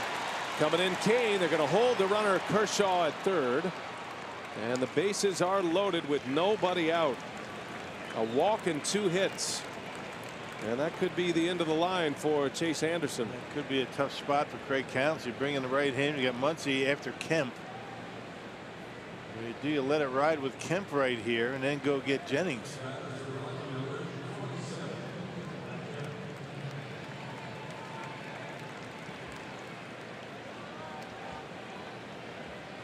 Well, let it ride and then go get Jennings when Muncy comes up. Nope, here he comes. And it'll be a double switch. Well, Matt Kemp, the best in the National League with runners in scoring position. He's got 3 on base. And Craig Counsell is going to turn the ball over to one of the Brewers' best pitching prospects. Been in the big leagues just a few weeks. Corbin Burns will step into a hot spot here at Miller Park. Dodgers threatening in the 5th.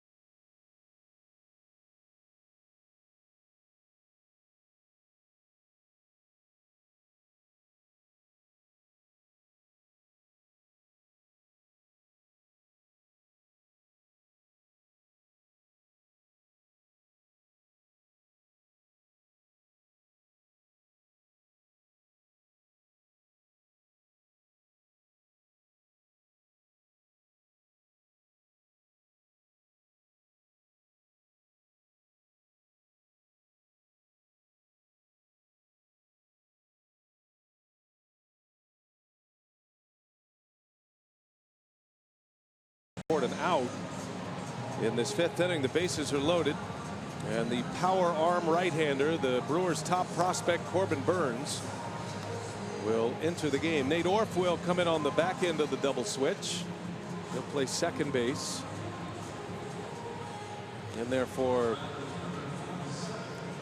Hernan Perez, and Corbin Burns, his 3rd big league game. Yeah, made his major league debut on July 10th against the Marlins. That was in Miami. 2 scoreless innings. Picking up a save in his first ever big league appearance. Last appeared against the Pirates in game 1 of that doubleheader on Saturday before the All-Star break. Again, 2 scoreless innings. That included 4 strikeouts. This guy in 2 appearances has been pretty impressive. This would be the put him into the fire and see how he goes. Part of the broadcast. They are loaded up, and Matt Kemp, an all-star, at the plate.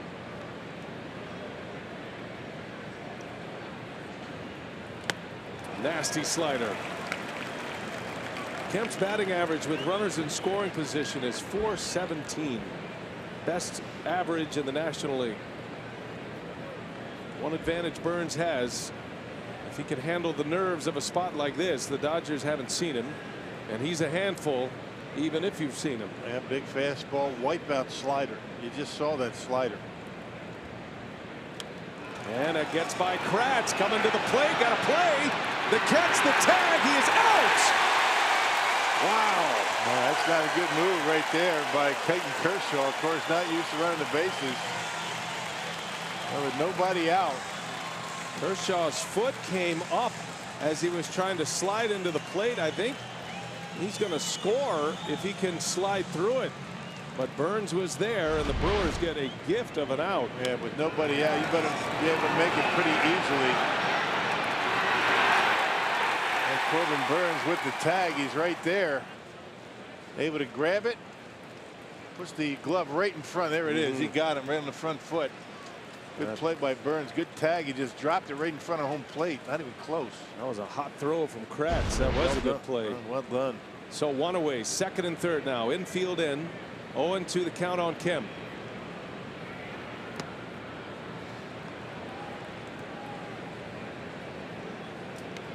Well, if you're wondering why the Dodgers got Manny Machado and the Brewers did not, it's a pretty good guess that the main reason why is on the mound for Milwaukee right now, Corbin Burns. This is not an arm that the Brewers were necessarily willing to part with. Everybody wanted him.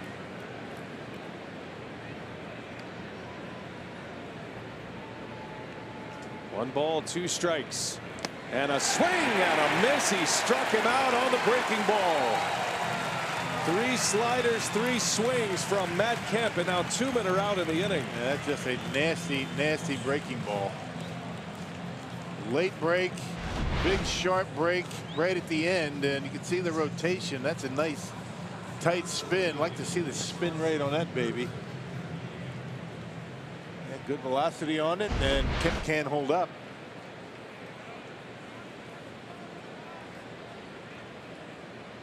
Two outs. Max Muncy at the plate.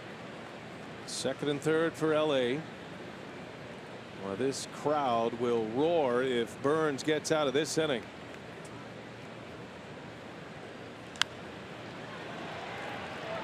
Such a nice, easy delivery. Jumps out of his hand at 96. And he's got the old equalizer in his back pocket, that slider.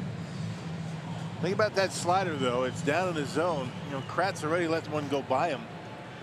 You got to block it. Brewers fans have heard a lot about Corbin Burns, minor league pitcher of the year last year, making his home debut. 2 outings on the road. Trying to get through this 5th inning. Burns steps off. Peterson trying to rattle the rookie. Good job stepping off.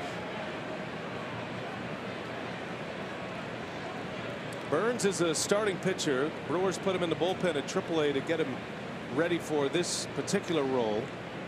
Well, he figures to be in the rotation come next season. It could happen this season, but he's trending that way as an elite right-hander in the minor league system as a starter. Muncy pulls one foul. No balls and 2 strikes.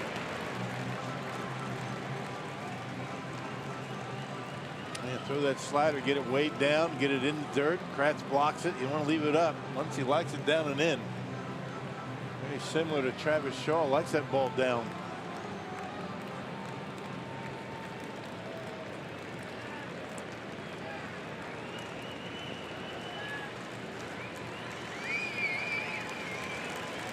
Crowd trying to help him out. 40,000. 0-2 pitch. Down and in. Not by much. Fastball at 97. Not really down, was it? Perfect pitch. You want it up like that. That is a good 0-2 pitch.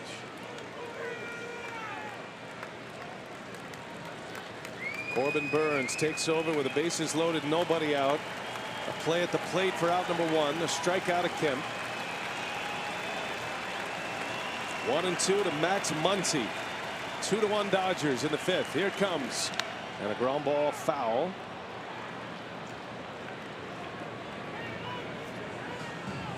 Count remains at 1-2.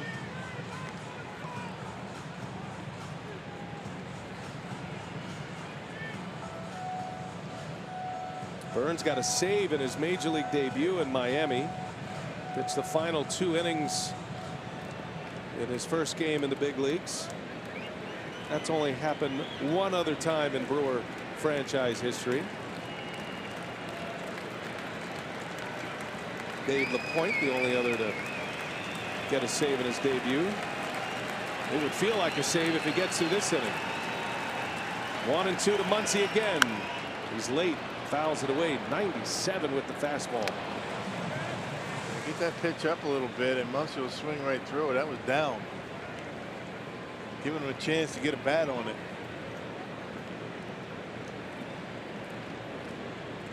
Like to get that fastball up and in if he can.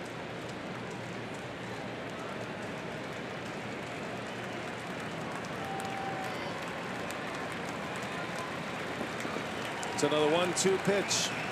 Second and third for LA. Burns deals and a fly ball into left field. Yelich on the run.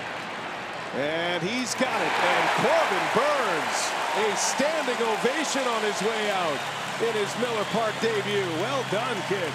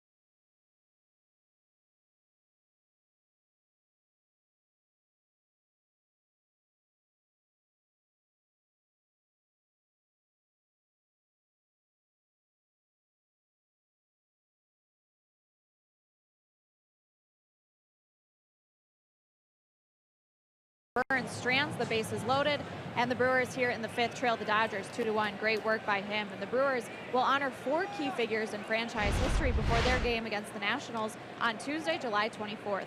The pregame ceremony on the field will celebrate Prince Fielder, Harry Dalton, and Doug Melvin's induction into the Brewers Wall of Honor, as well as Jeff Jenkins' induction into the Brewers Walk of Fame. So to book your spot for the ceremony, you can visit brewers.com/tickets. And it was great to see both Doug Melvin and Jeff Jenkins here at Miller Park this afternoon.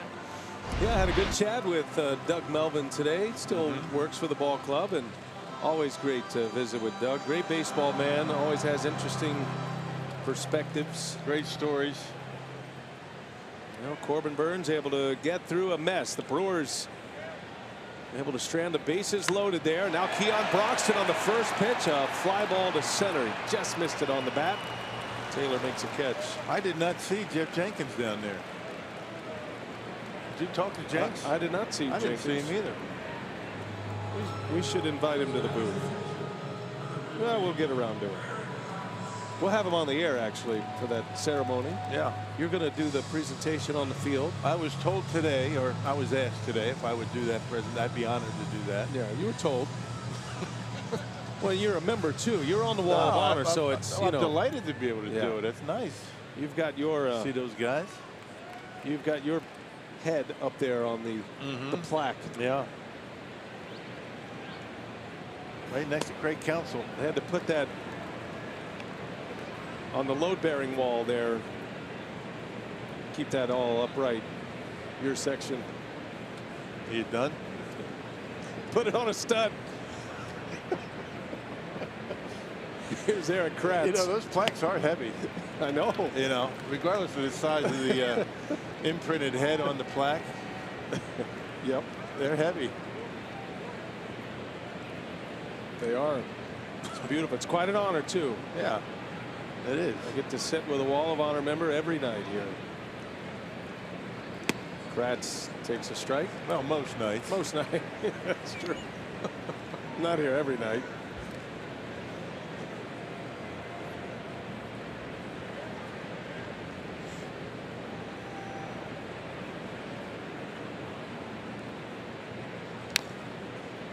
I was having a conversation with Doug Melvin. We were talking about the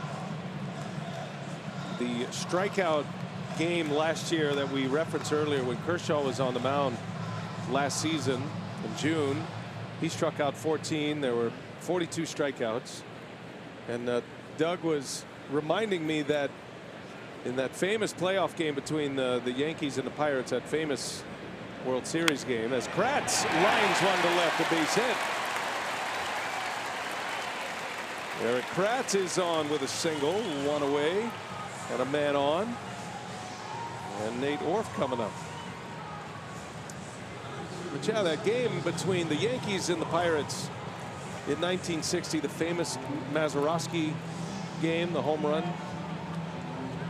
That game, okay, there were 19 runs in that game. It was 10-9. And there were no strikeouts. Not one. Not one strikeout. Wow. Pirates won it, of course, on the famous homer, 10-9. And no strikeouts. And then we had this game last year where there were 26 Brewers strikeouts in a game in 12 innings. Things have changed a bit. It was really cool going through the box score of that game. That was at Forbes Field, 1960, October 13th, that famous Mazeroski moment. One of the more famous home runs. Hitting the baseball over Yogi Berra's head. That's right. Yogi playing left field. Berra had homered in that game as well off Elroy Face.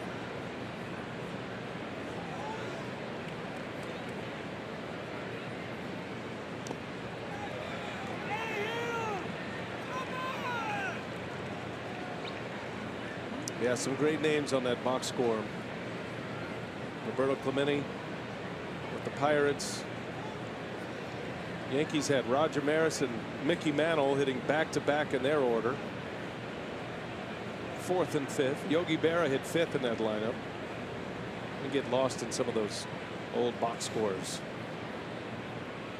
2-1 to Nate Orf. First at bat. Now you wonder when the last game in Major League Baseball when there were no strikeouts. We got a man on it. How many could there have been?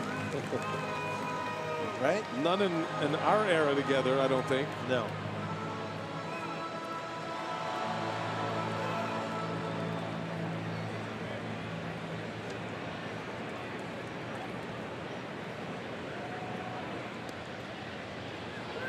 That Mazeroski game, a 9-inning game, won with a walk-off.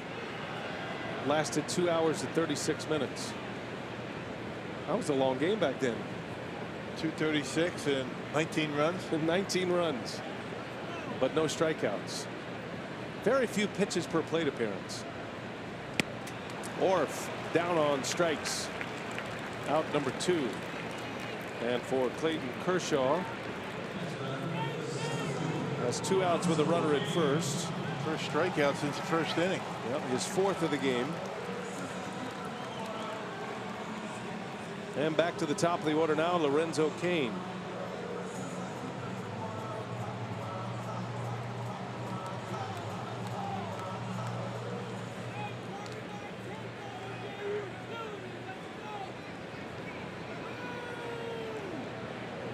Cain with an infield hit in the 3rd inning.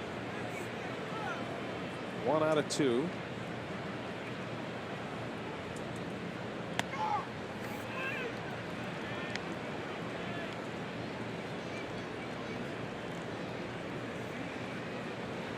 At the plate, presented by Wendy's.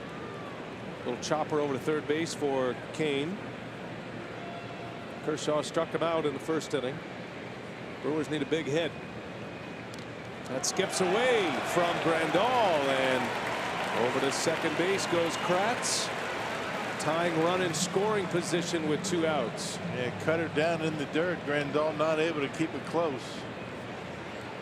Grandal played big in that 2nd inning, and the catcher's interference allowed Braun to reach, and he ended up scoring the only run for the Brewers.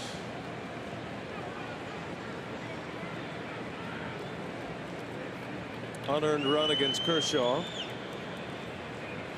That RBI from Broxton on a ground out.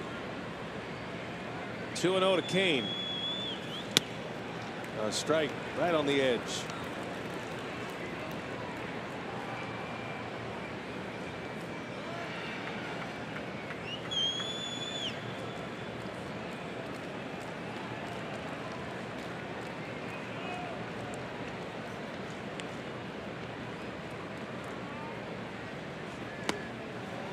Saw Lorenzo at the batting cage today. He said he and his bats are not on speaking terms right now. That's a good way to think about a slump. That's right. That's he's something. He said, but I'm still giving him a chance. My door is always open. That's a ground ball to 3rd. Wow, Muncy almost booted that one. Able to make the play to end the inning. Still 2-1. Kershaw has the lead. Dodgers on top as we go to the 6th.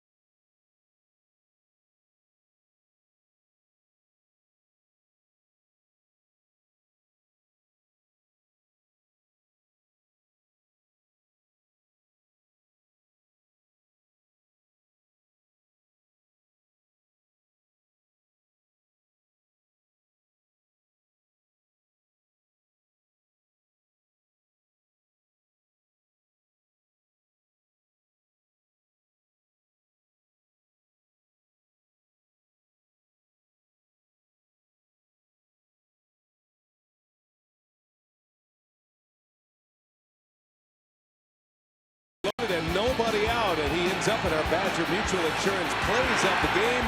That play at the plate, Kershaw getting thrown out, and then a strikeout of Matt Kemp, and then Max Muncy. Routine fly ball to the left. Dodgers cannot score with the bases loaded and nobody out. Burns fired up on his way to the dugout, and now he'll start a clean inning here. The middle of the order coming up. Good job by Burns. Keep the gas pedal down if you're Burns on the mound. But Kershaw pitching well, giving up 1 run. It was unearned. Yasmani Grandal, Chris Taylor, and Cody Bellinger. Every part of the Dodger lineup feels like the middle of the order. Yep, they're good. They're swinging it.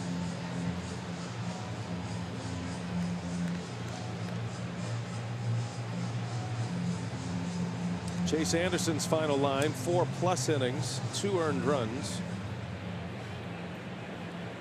2 walks, 6 strikeouts. Shift is on for Grandal. 1 ball, 1 strike. Jesus Aguilar was news today with the start at third base, and he's handled all of his opportunities well. Hasn't had many. Braun at first, back from the DL. Braun did come up as a third baseman, but he has gone on record to say he'll never play third base again in the big leagues. Right, about as close as you're going to get, right? First.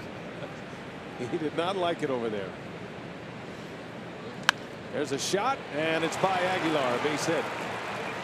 Grandal defies the shift. Leadoff single.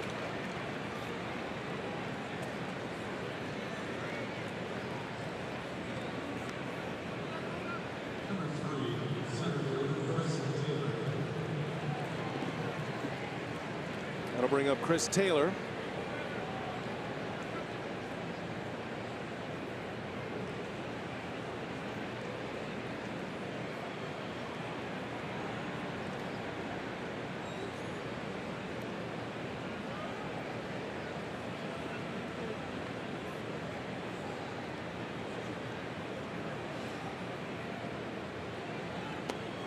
Now the Brewers are certainly in a great position with prospects and guys who are starting to push their way to the big leagues. Their future in their rotation is very bright. Corbin Burns and Freddie Peralta, Brandon Woodruff, Zach Braun continues to light it up at the AA level.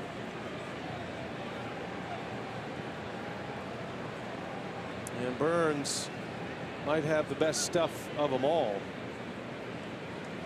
Getting his chance in the big leagues for the first time, just his 3rd outing in the majors.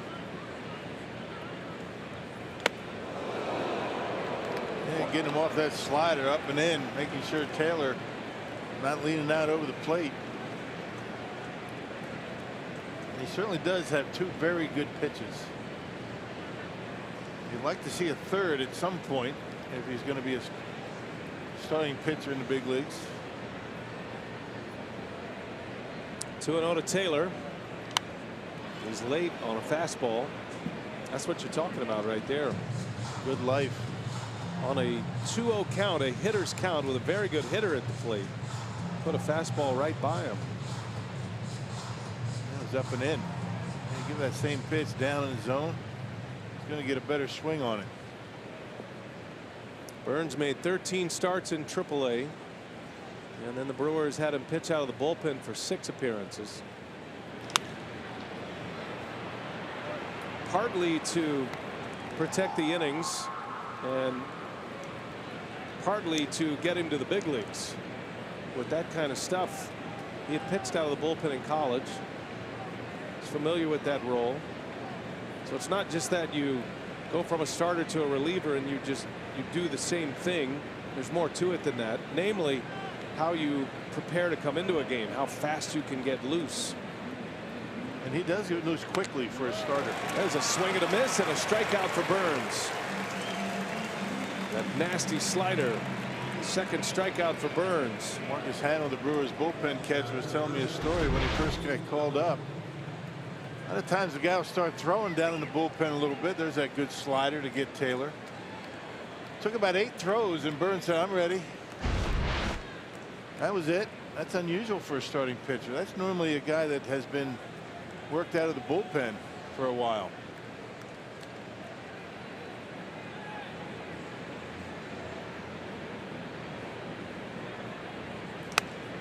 This is high to Bellinger.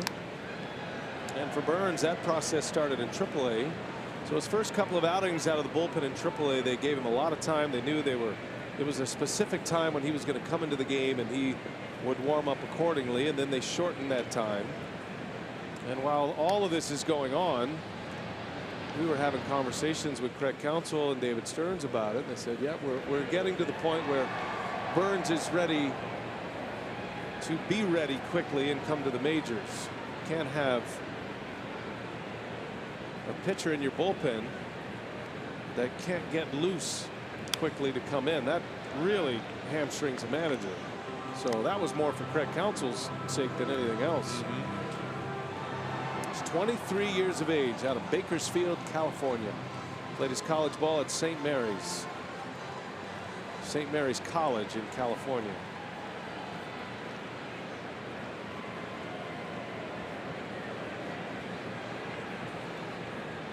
Counsell talking with Pat Murphy, his bench coach. Swing and a miss. 1-2. Another slider from Burns.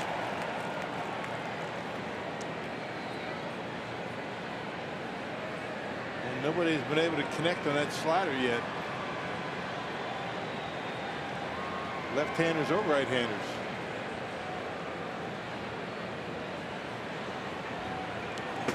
Missed badly. On his way to second. Kratz's throw is late. Be a wild pitch.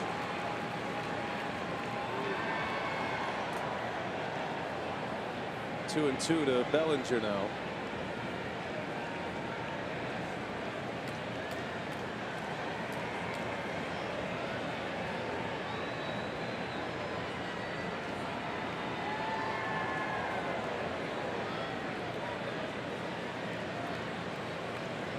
Burns back in another big spot here. Dodgers threaten again. Left him loaded in the first. Had him loaded with nobody out last inning and couldn't score. Brewers are fortunate to be down a run right now. And a swing and a miss. Bellinger strikes out. Burns goes back to his bread and butter. And the second out of the inning. It's such a good break on it. Very consistent break he has on it. Not a big break, but watch how he gets rid of it. You can see the dot on it and just goes down quickly. Not a huge break, but enough to keep the hitter off balance and keep him off the baseball. Going to intentionally walk Kike Hernandez. And with Clayton Kershaw pitching well, Dave Roberts will let him hit here. So that gives Burns an easier path out of the inning, even though anybody with a bat in his hands can do damage. But he is a pitcher at the plate.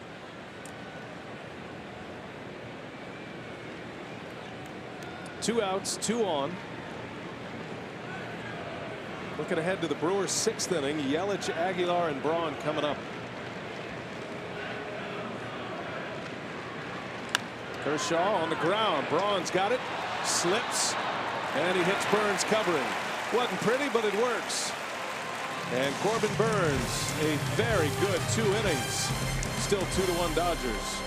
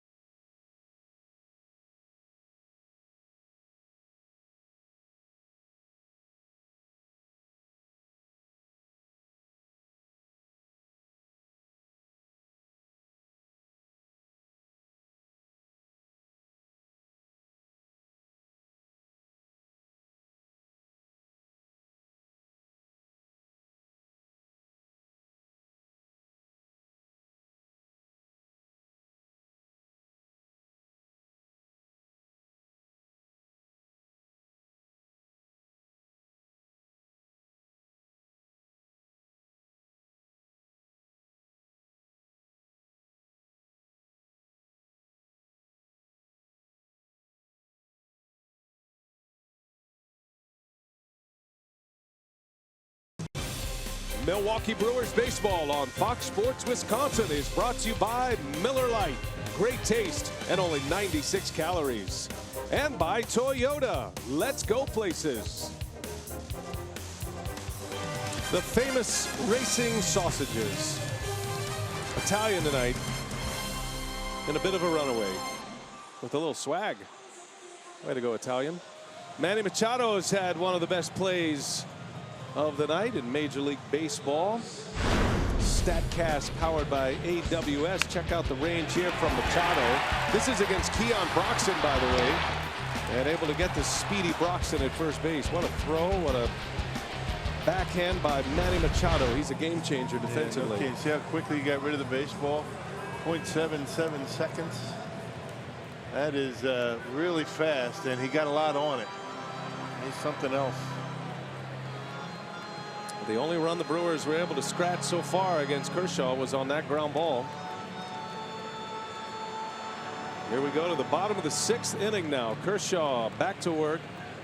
Part of the order coming up. Yelich, Aguilar, and Braun. Yelich had a single in the 3rd. Hits that one high and deep to center field. Taylor on the run. This one is gone. Christian Yelich ties it up. Number 12 on the year.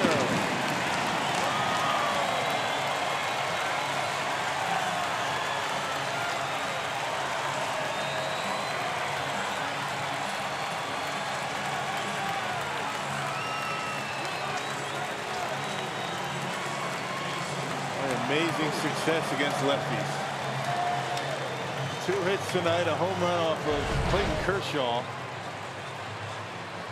Yep, fastball right down the middle, down in the zone.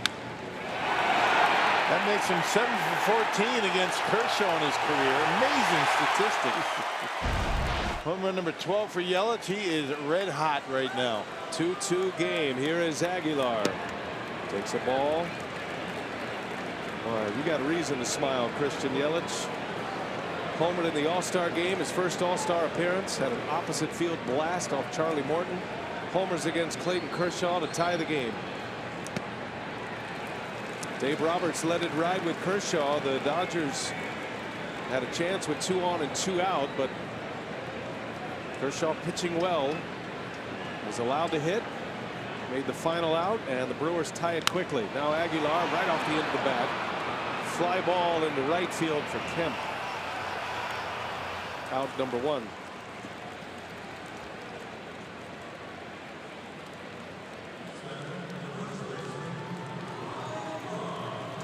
Jesus having a tough night at the plate, 0 for 3. Bounced into that double play in the 3rd. So the first out for Ryan Braun. Another guy with great success against Clayton Kershaw. A 300 hitter against Kershaw. Kershaw gave Aguilar a fastball right down the middle of the plate on a 2-0 count. Probably the last thing he was looking for, right? Popped it up. Braun into right center. Base hit. Over to cut it off is Taylor. Braun's on his way. Here comes a throw off the mark. It's a double. A hustle double for Ryan Braun. And the go-ahead run in scoring position now. I knew right away as he hit it that Taylor had a long way to go to get it in the gap, and would have been an awkward throw. Throwing with good speed, able to beat it at second base. Yep, he is the difference maker in the lineup. That fastball in on him and able to pull the hands in. He really stands off the plate, able to get the barrel of the bat on that one. You can see how awkward it was for Taylor. Throw off the mark and an easy double for Braun. 1 away. Braun with good speed at second. Tyler Saladino now. Had a hit against Kershaw back in the 2nd inning. Had a single to left. A Yelich home run to start the inning has tied it. And now the Brewers trying to take the lead on the great Kershaw here in the 6th inning.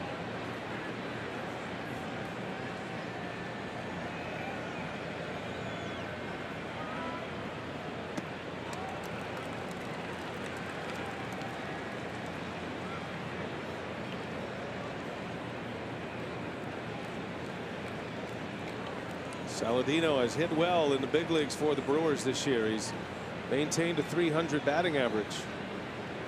Started his year with the White Sox. A little bit late. 1-2 now. And he's been swinging the bat well. Hitting it where it's pitched. Strikeouts are down a little bit for him. Kind of a guy you want up in this spot. Just put the ball in the outfield somewhere. Pretty good chance Braun's going to be able to score. Saladino had a bunt single last night. 1 out of 4 against Rich Hill last night. 1 ball, 2 strikes. Kershaw just missed.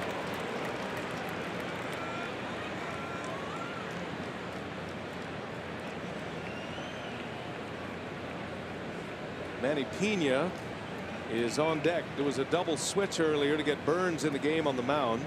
So the pitcher spot occupies the 6th spot in the batting order, which is next.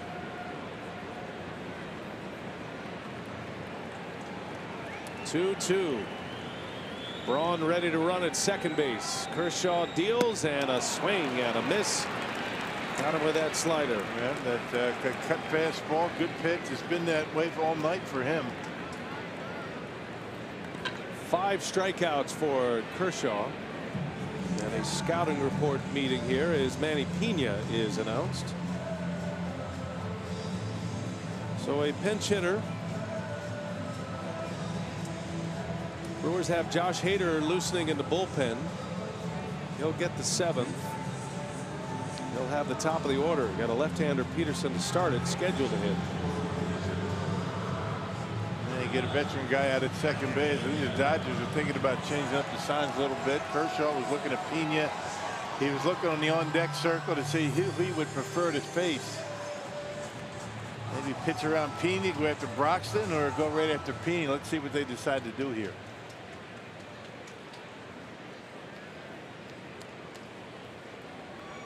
The last right-handed option off the bench for Counsell, Manny Pena. Still 3 players left. Miller, Shaw, and Brett Phillips, all lefties. Pena had 2 hits last night. Scored a couple of runs. Navigated Wade Miley through a terrific start.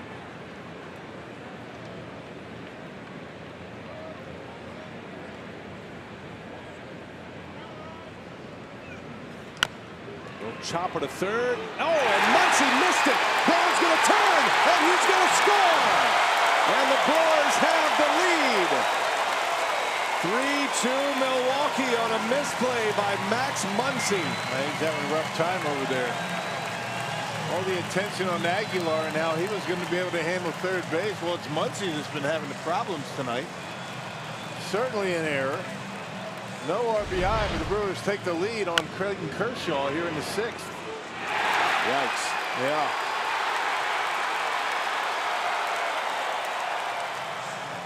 Two runs have scored after errors in this game.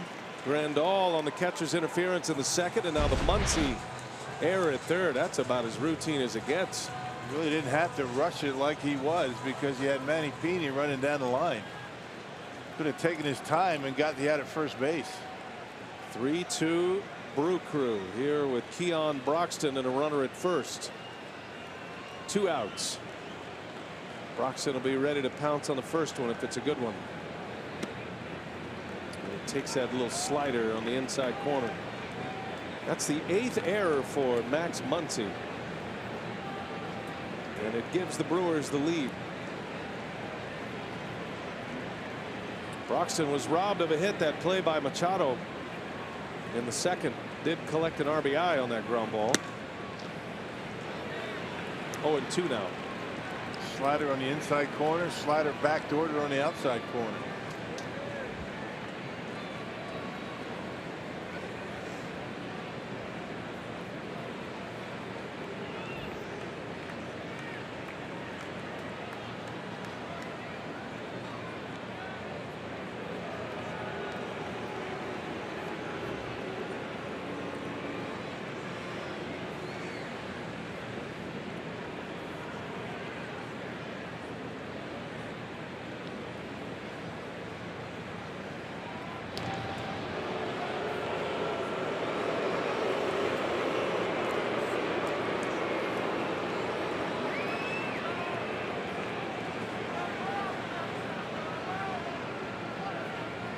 0-2 the count on Broxton.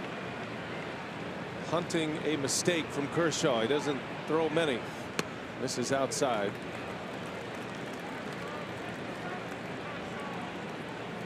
Only 83 pitches as he works in the 6th. Kershaw's missed time this year with a biceps injury and a back injury. 1-2. Just got a piece. An emergency swing. And good fastball to hit too, right down the middle. Pretty close to the middle, but that's the way Kershaw does. He does. You don't expect those, and he gets it by him. Only 91 miles an hour.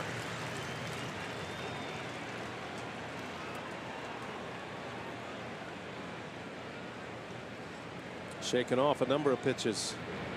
Got the one he wants. Manny Pena, the runner at first. And the 1-2. Broxton takes it in the dirt. Good block back there by Grandal. Keeps Pena at first.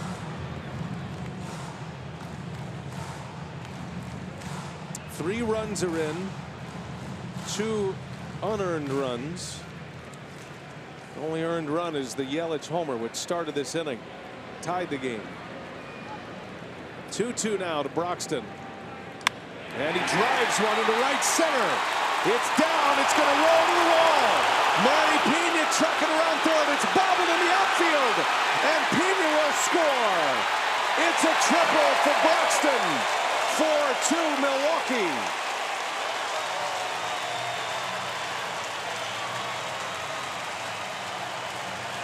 And finally able to jump on one of those mistakes. A fastball for Broxton.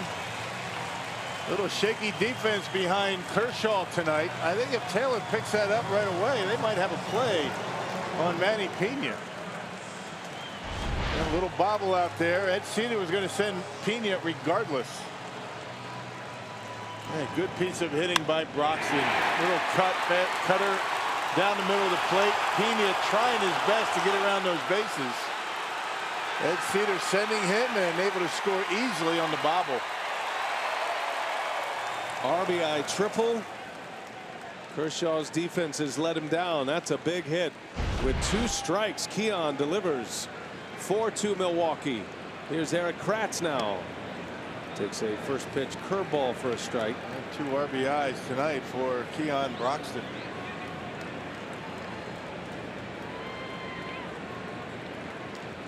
Kratz with a single in the 5th inning.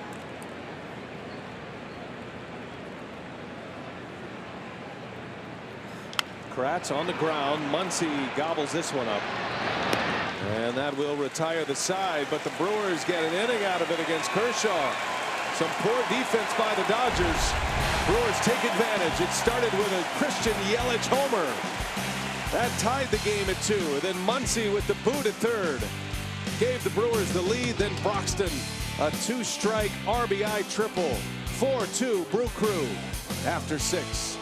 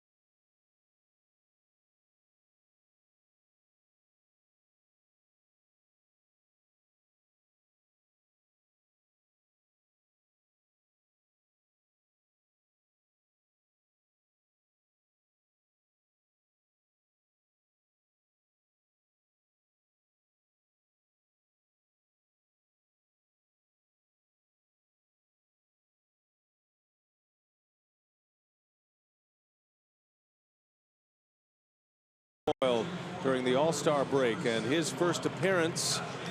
Did not pitch last night. Hader on the mound trying to protect a 2-run lead.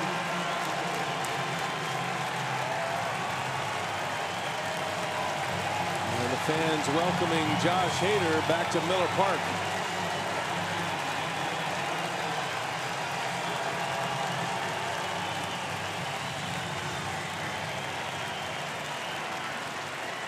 Offered up an emotional apology yesterday, spoke to the team yesterday, had a press conference as well. The entire team came into the press conference room with Hader. And now back to the business of baseball, and this is going to be very interesting to see how Hader handles all of this and handles it on the mound. He's been as good as any relief pitcher in baseball this year. And he's got to be just so happy and just to be back on the mound and thinking about baseball as opposed to all the other stuff. You know, it's got to be affecting him. How much, we will see. Logan Forsythe pinch hits for Los Angeles. Jock Peterson is out. Brewers make a number of defensive changes. They tighten up their defensive group with Shaw now in at third, which moves Aguilar to first, which sends Braun to left. Yelich now in right. Broxton is out after that RBI triple. There's a fastball, strike. 1-2 the count on Forsythe.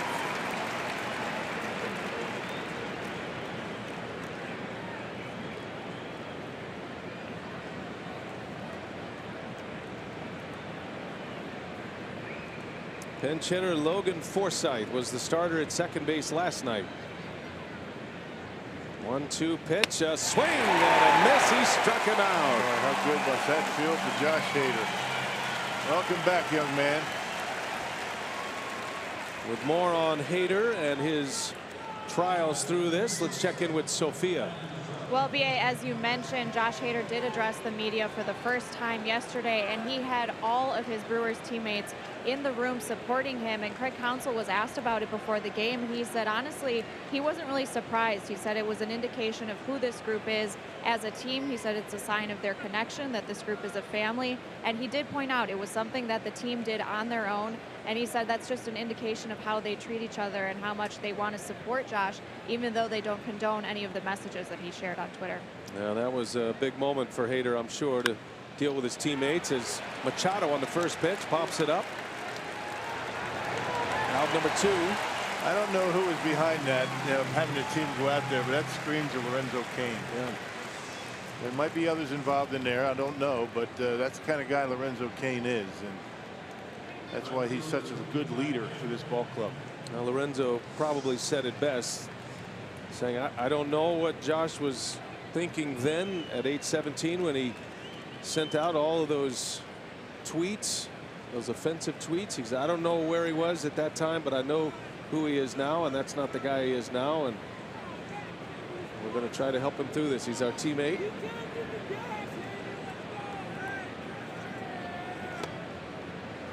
Hader pitched in the All-Star game. First time All-Star this year. He will still be undergoing sensitivity training with Billy Beane, who's the director of inclusion for Major League Baseball. He's in charge of that process. They've already had one meeting. We heard from Billy Beane yesterday. So that will be part of the process moving forward for Hader off the field. He has volunteered to speak to minor league players, Arizona Fall League players at the end of the season, and give his perspective on being a young talent.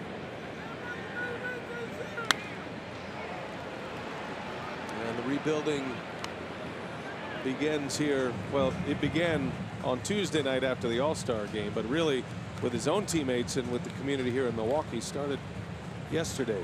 A lot of different layers to peel back on this whole situation, but bottom line is he's a very important part of this club, and the Brewers are certainly hoping that all this does not affect his performance too much. It's been affected a little bit. Kemp drives one to right field, and that one's off the wall. Yelich plays it. Kemp on his way to second. Throw comes in late, narrowly missing a home run. All-star Matt Kemp with a double with 2 outs here in the 7th inning. He can still handle anybody's fastball, that's for sure. Everybody thought that his best days were behind him. Not the case. Yep, 95 out away from him and just misses a home run about midway up off that wall and right. And so the man who has had his troubles defensively, Max Muncy, will step up at a big spot. This guy's been good against lefties. 339 batting average against left-handers. Not too shabby. Josh Hader's only given up 3 hits all year against left-handed batters. Tying run at the plate.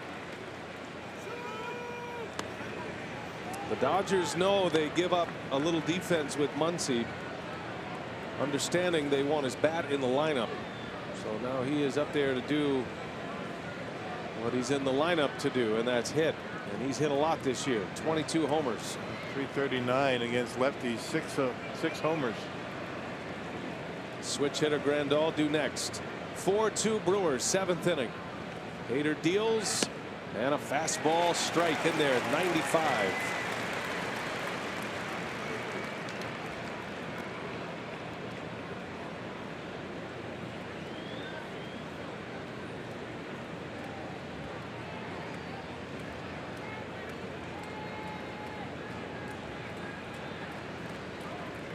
Muncy is 0 for 3, couple of strikeouts today. 2-out double by Kemp. Here's a 1-1. Muncy, a swing and a miss. 96 fastball upstairs. Yeah, it's a good spot for it. Just don't leave it down.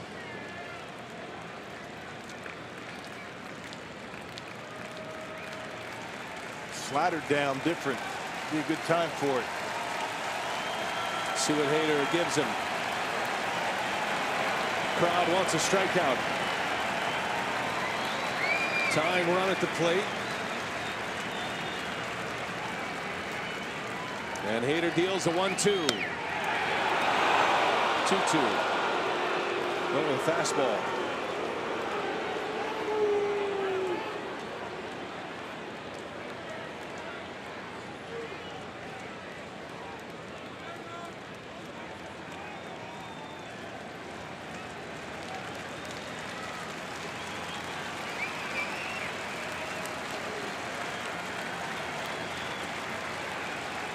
Another 2-strike pitch.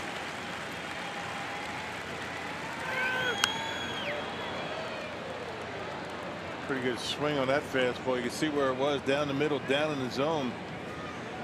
That'll give Muncy an opportunity to get a bat on it. Upstairs, a little bit different. Corbin Burns got Muncy to fly out to left field to end the 5th inning. That was with runners at 2nd and 3rd and 2 outs.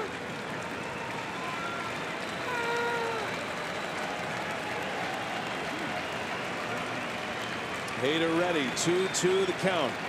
Kemp the runner at 2nd. Here it comes. Whoa, look out. Fastball got away, and Muncy able to get out of there quickly. Rearing back, giving it all he has. 96 on the fastball.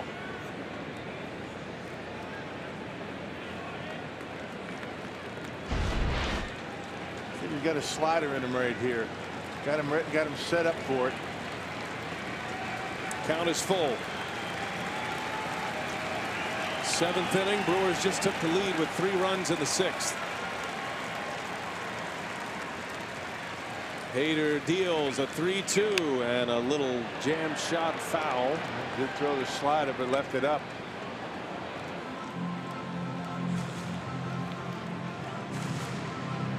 Council knows how important this inning is for Hader. He's been talking about it for 2 days. Said the first outing he has is going to be a significant one. We got to get him on the field, get him through, try to get him to feel like his normal baseball self again on the mound.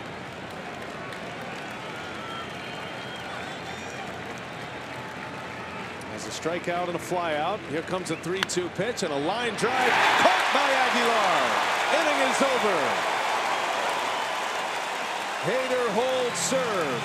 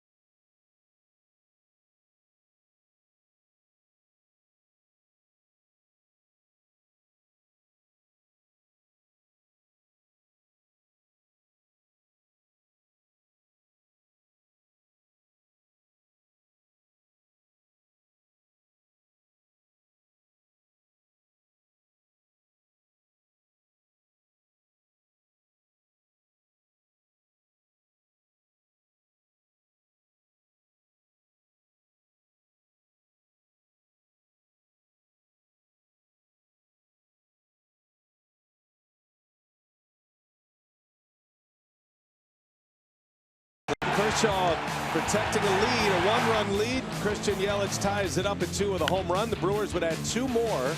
An error by Max Muncy allowed the Brewers to take the lead as Braun scores with 2 outs.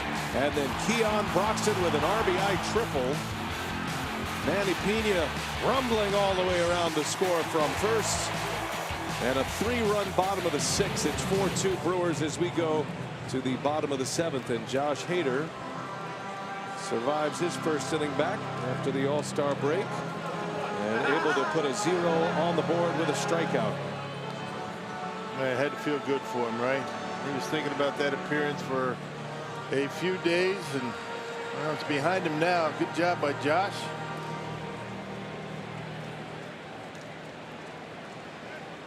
So now the Brewers with a 2-run lead will send Nate Orf to the plate. Came in on the double switch. And a bouncing ball. Muncy's got it. Throw to first is in time. Pretty good play right there. Orf's going to be kicking himself on that one. He was Rounded going the bag. wide around as if to turn. He thought that was headed into left field, and that cost him running down the line. Good throw though by Muncy. He's had a difficult time on occasion tonight. Perfectly timed leap, able to get it. Look how quickly he gets rid of it and throws a strike, gets him by a couple of steps. But you're right, he got out of the box. He was thinking that was going to be extra bases. JT Shagwa takes over for Kershaw, who went 6 innings, gave up 4 runs but only 1 earned with 5 strikeouts. Take him any way you can get him off that guy. Kershaw has never lost here at Miller Park. A perfect 4-0 record. 1.39 ERA in 6 starts. Tonight was his 7th start.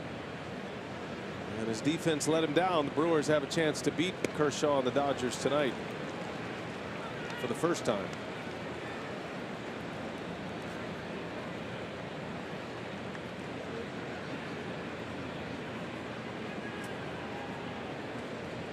Lorenzo Cain with 1 away.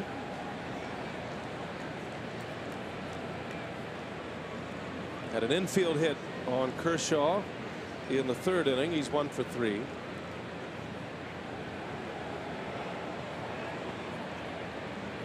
Shagwa, a Louisiana native. A bunch of strikeouts for this guy. More strikeouts than innings pitched.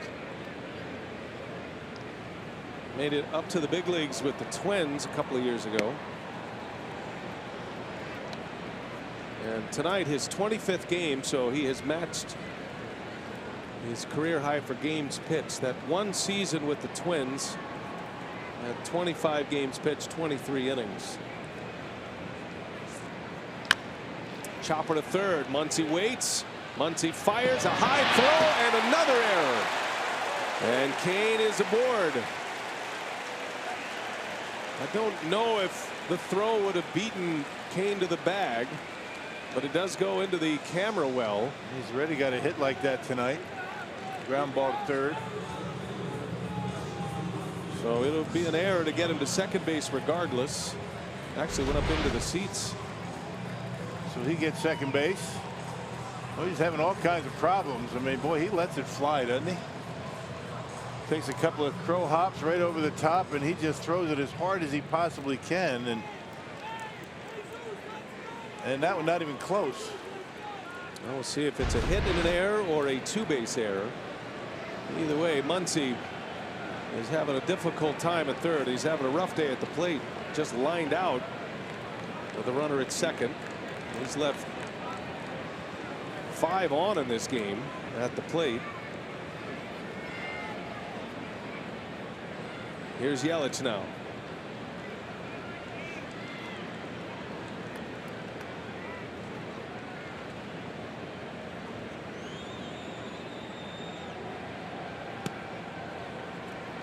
Yelich is red hot. He's on the Powerball home run leaderboard. Hit his 12th of the year off Kershaw last inning. That was a leadoff homer to tie the game at 2. That was the only earned run Kershaw allowed. 3 Dodger errors on the board. Catcher's interference, 2 by Muncy. Little chopper toward first. That's going to stay fair. Bellinger will take it to the bag. Kane advances to third, but there are 2 outs now.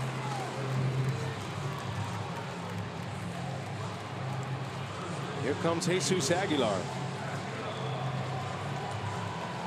They score the Kane batted ball as an E5 all the way. So no hit for Kane. As it should be. Routine.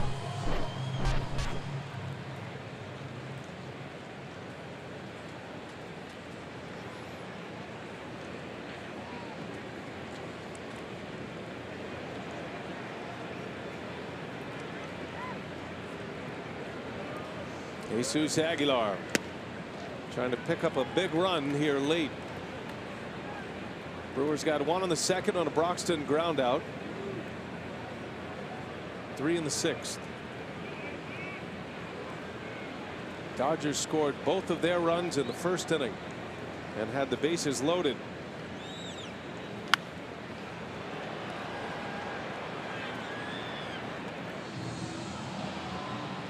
Brewer pitching staff keeping the Brewers in just about every one of these games. Again tonight. Yeah, Corbin Burns gets the big star so far. And if the Brewers do hang on to win, he would be in the winner's circle. Hader working a scoreless 7th inning. Bullpen's quiet. He's coming back out. Aguilar strikes out, and the inning is over. So we go to the 8th. 4-2. Josh Hader back on the mound with the Dodgers and Grandal coming up.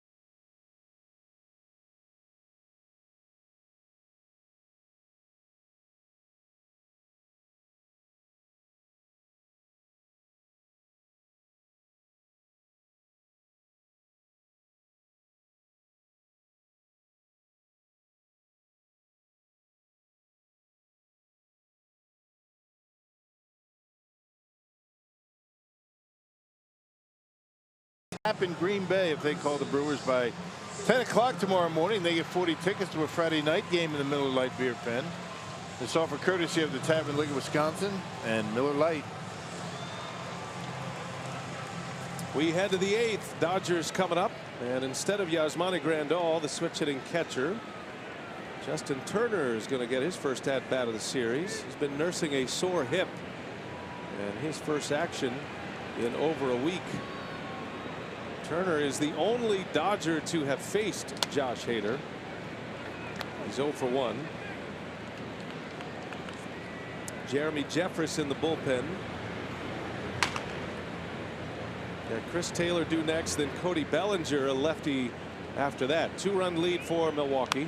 Turner pops this one up behind the plate. That's going to end up right off the padding. I think Kratz had a play on that. Did it hit the netting on the way down? I think it did. Might have scraped the netting, which immediately makes it a dead ball once it hits the netting. It was coming right down that net. Not a lot of foul territory here at Miller Park, particularly behind home plate.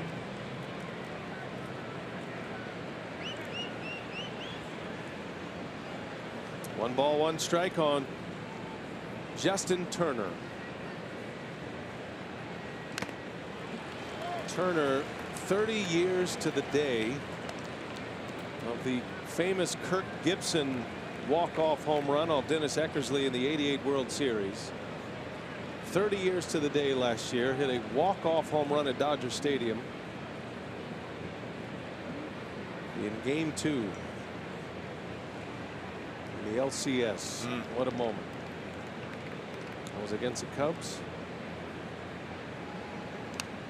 It's one of the loudest stadiums, arenas I've ever experienced when that ball left the yard at Dodger Stadium. 55,000 fans and the music they play there, and it was all up to 11. A lot of bass. That's a big time speaker out there in LA.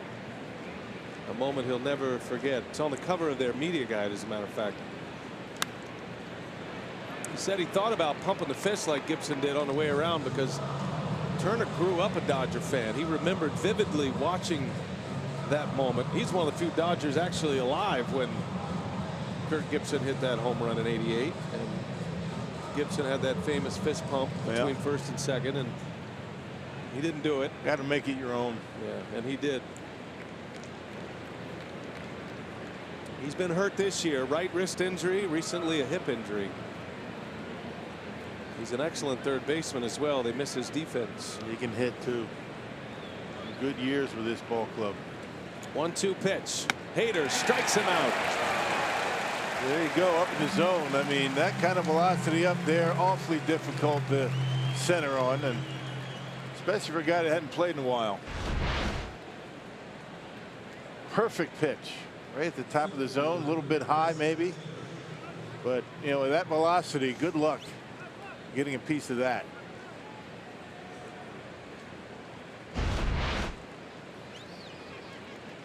One away for Chris Taylor.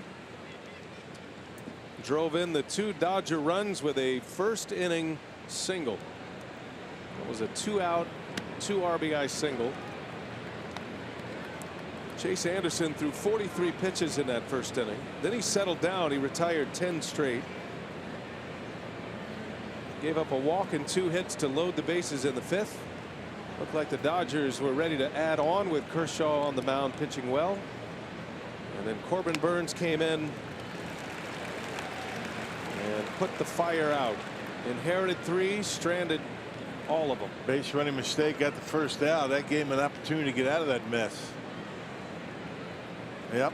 Then a strikeout of Kemp and a fly ball out to Muncy, and Burns got through the 5th. He pitched a scoreless 6th inning as well, and it's been Hader in the last 2 innings. That's a half swing. That's a strike, and it's 1-2. Back-to-back sliders.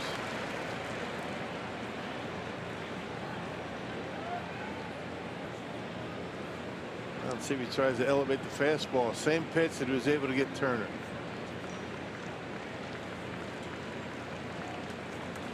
One ball, 2 strikes. Hader with 2 punch outs. Misses down and in.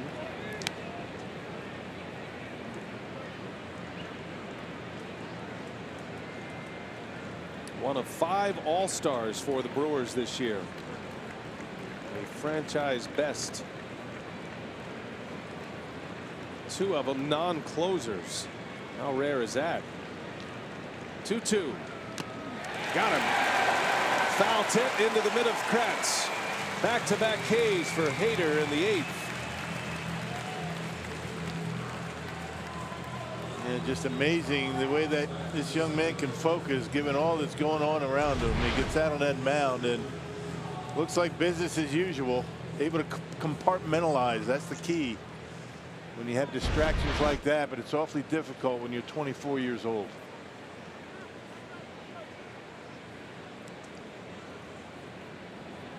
Here's Cody Bellinger now. Jeffers has stopped throwing in the Brewers bullpen for now.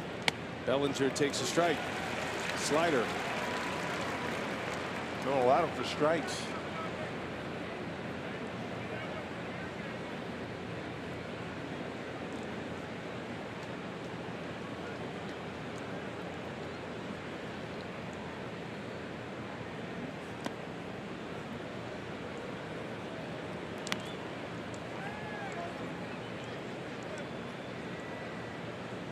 Brewers bullpen has surrendered just 2 hits and an intentional walk. Corbin Burns struck out 3 in his 2 innings.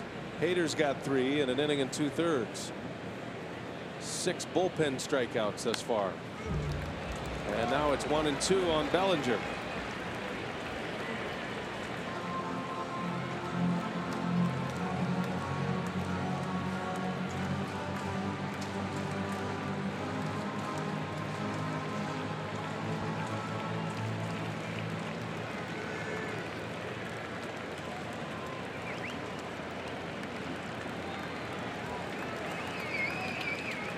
He's got the one he wants. Hader ready for a 1-2. He deals to Bellinger and a fastball missing.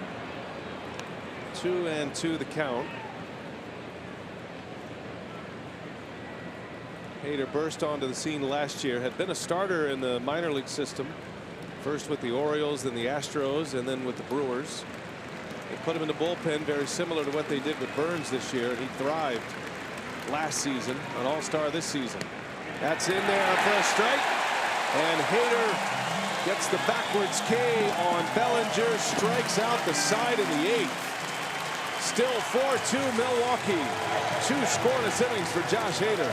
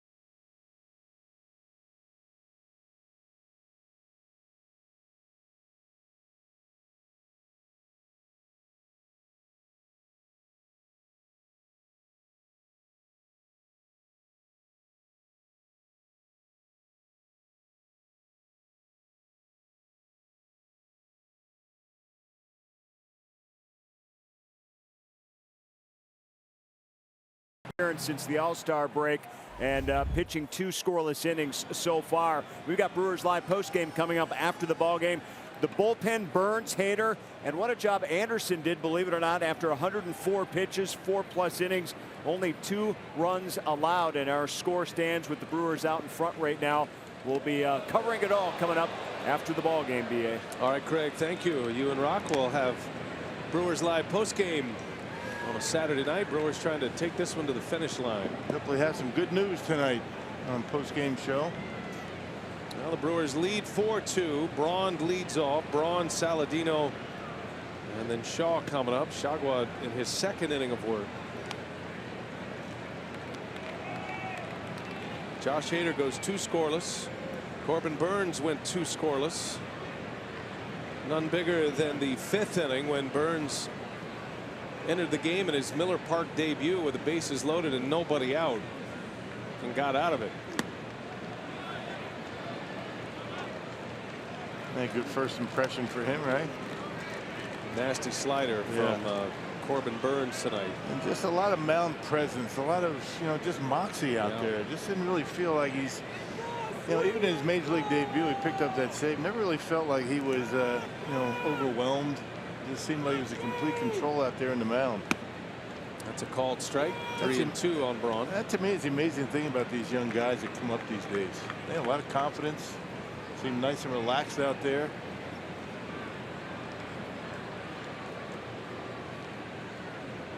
Full count to Braun, who had a double off Kershaw in the 6th. That one's on the ground to Machado. And there's out number 1.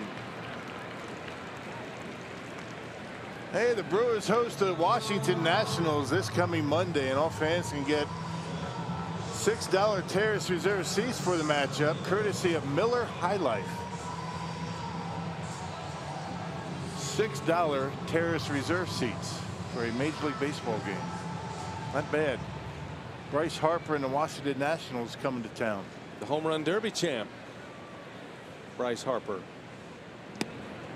and a former MVP. Brewers have the Dodgers, the Nationals, the Giants, and the Dodgers. First 4 series coming out of the break. Giants are playing good baseball too. Saladino on the ground to third. Muncy scoops it, and there is out number 2. And he's better off doing that as opposed to just, you know, taking the crow steps and just heaving it. Nice easy release.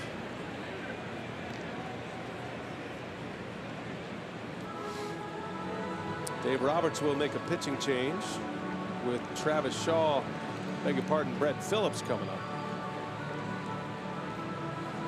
And so he'll play matchup. Left-hander coming in for Los Angeles, Zach Roscoe.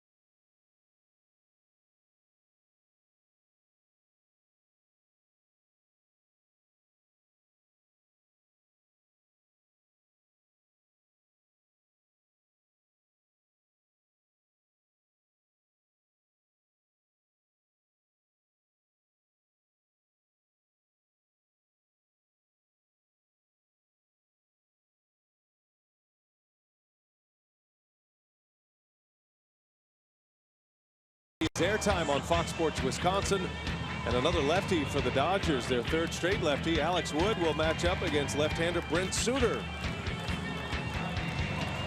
It's Miller Lite What's on Tap tomorrow, the finale of the series. New pitcher is Zach Roskup. It will be Travis Shaw. Phillips is due up next. So a couple of lefties, and Roskup will get the call from the Dodger bullpen.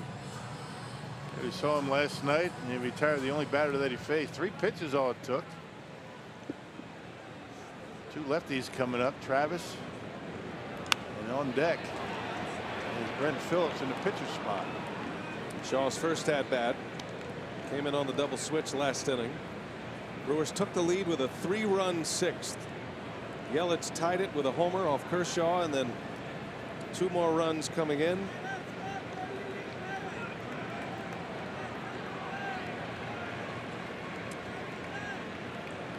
Hader works 2 scoreless, 4 strikeouts. Struck out the side in the 8th.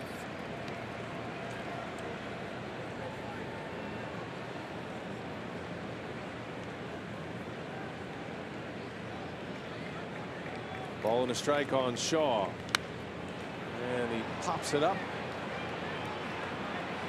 That's Machado who wants it, and that will retire the side. Little snow cone there for Machado.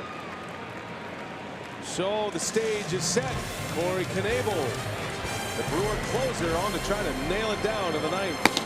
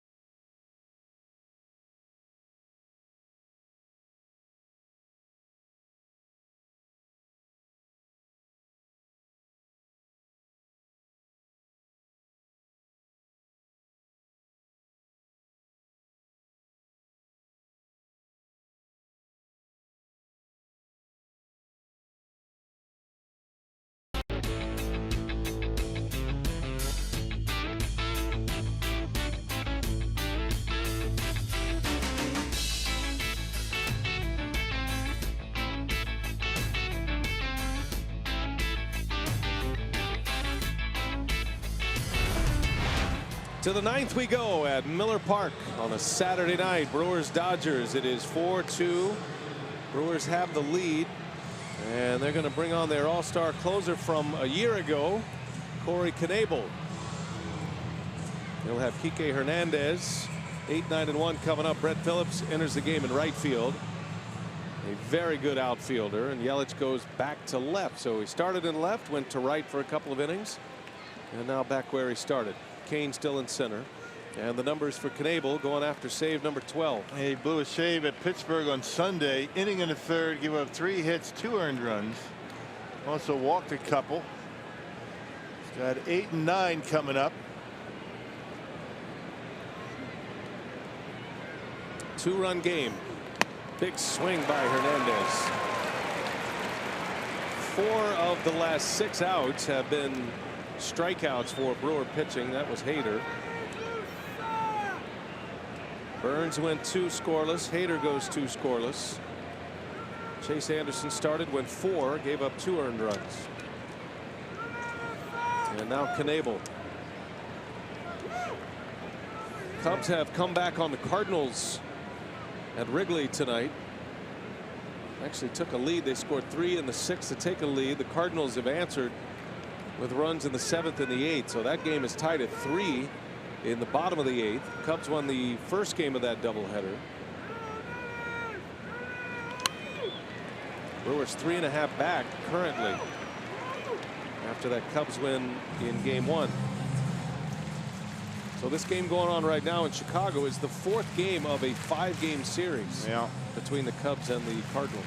Matt Carpenter having a good time of it at Wrigley. 1-2 to Hernandez.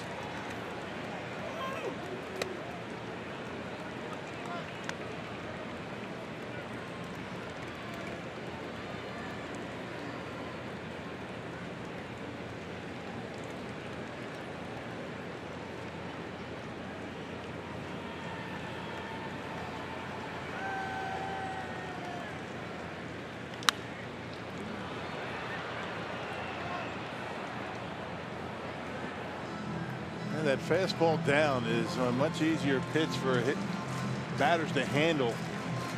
Even at the big velocity, it's when pitchers get that pitch up around the belt and above. That's when the trouble starts for a hitter. Let's see if Corey can get one up in his zone here. 2-2 the count. Just got a piece of a curveball. Curveball, good pitch. Curveball's down, fastball's up. Corey's been good. He hasn't been dominant like he was last year. Hasn't been lights out. He's had his moments. He normally struggles in non-save situations. That's where a lot of the ERA comes from. But the last time he was on the mound, he had a blown save in Pittsburgh. He's had to sit on that for a week. 2-2 to Hernandez is lined into center field. A base hit. Yeah, there's that fastball down we've been talking about. Yeah, the issue that Knebel had in Pittsburgh again, not being able to land that curveball for strikes. These hitters sitting on fastball, even at 97 down in his zone, when you're looking for it, you can barrel it up. Yeah, now the tying run comes to the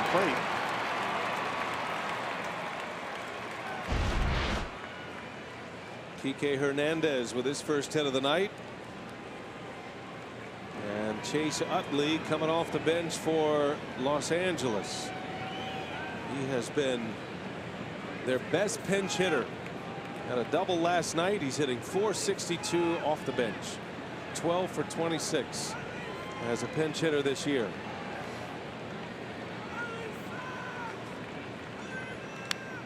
And a good cut at a first pitch fastball from Knebel. He's only got the 1 home run this year, but certainly has enough. Run one out of here.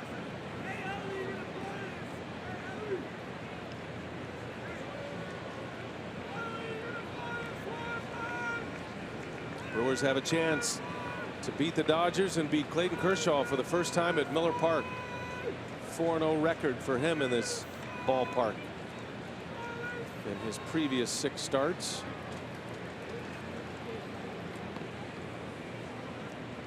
3 Dodger errors have helped the Brewers take the lead. A 3-run 6th inning. Only 1 of the 4 runs against Kershaw was earned. Broxton with 2 RBIs tonight, and the key home run by Yelich to tie it in that 6th. Curveball, strike, a dandy. Yeah, good news right there for Knebel. Throwing that for strike. And you try and come in on this guy. I mean, you leave it out over the plate, he will whistle one somewhere, but he's not afraid to get hit by a pitch either. Barring a double play, Machado will hit in this 9th inning. That was the guy you were trying to avoid. Currently due up 3rd. 0-2 the count on Utley. Knebel deals. Missed with the curve.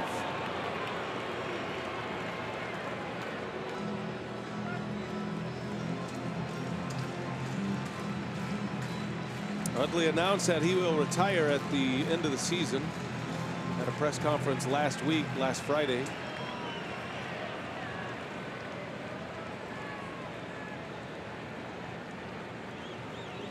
And their best pinch hitter. 1-2. Still has those quick hands, doesn't he, on the inside corner? I don't feel like he stands as close to the plate as he used to. He's still close to the plate, but remember, he used to stand basically on the inside line of the left-handed batter's box. Yeah, with his hands hanging over the inside corner. He's backed off a little. Seems like it, doesn't it?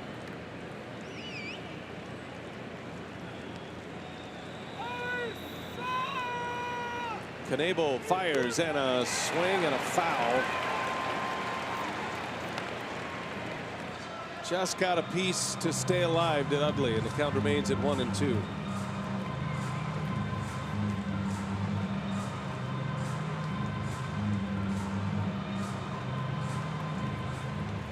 Nothing wrong with bouncing one of those curveballs here. You don't want to leave it up. You need to give him a chance to elevate one. It's not where Utley used to stand. Yeah, he is off the plate. You're right. Big pitch for Knebel. Leadoff single by Hernandez. Tying run at the plate, and a shot to second. Got a chance here. Orf to Saladino to first in time for a double play.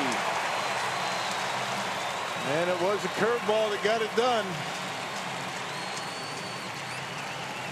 Well, just what the doctor ordered right there. 4 to 6 to 3, and Brewers 1 out away from ending this streak. It was a hanger. Utley had good wood on it, but got on top of it, and a 2-hopper to Orf. Just got him at first. 2 outs, 1 swing of the bat. Knebel doesn't get a lot of double plays. He's a fly ball pitcher, so that one was a gift. And with Machado on deck, Dodgers are down to their last out. Logan Forsythe's second plate appearance. And strike 1 from Knebel on the curve.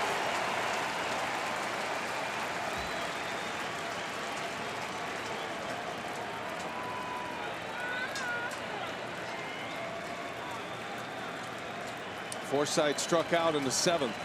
First batter faced for Hader. Strike 2.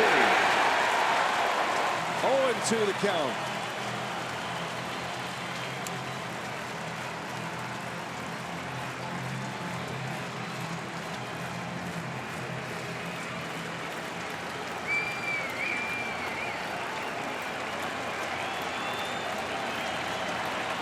Knebel deals. Forsythe fouls it away. Stays alive. High fastball, good pitch. Curveball in the dirt. Not a bad pitch either. You want to avoid the guy on deck. Yeah, see him tomorrow. No balls, 2 strikes. Dodgers down to their last strike. And a little fly ball off the end of the bat, falling fast. It's down, a base hit. And Machado will hit. A little flare by Forsythe, and the Dodgers are still alive in the 9th. And the ability to put the ball in play. The Los Angeles Dodgers do that as well as any team in the National League, and it certainly helped them there. Didn't get much on it, but gives Machado a shot. One of the game's best players coming up in a big spot. His second day with the Dodgers. Traded on Wednesday, the day after his All-Star appearance, and his last day in an Orioles uniform. 1 for 4 tonight is Machado. 4-2 Brewers lead, 2 outs. Runner goes. Knebel misses outside. Defensive indifference to get Forsythe to second base. Brewers were not holding him on.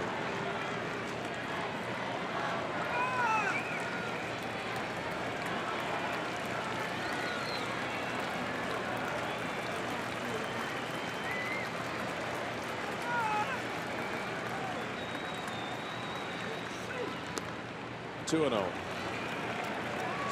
Matt Kemp is on deck. The Dodgers' best run producer. And be careful here. Obviously 2-0 count.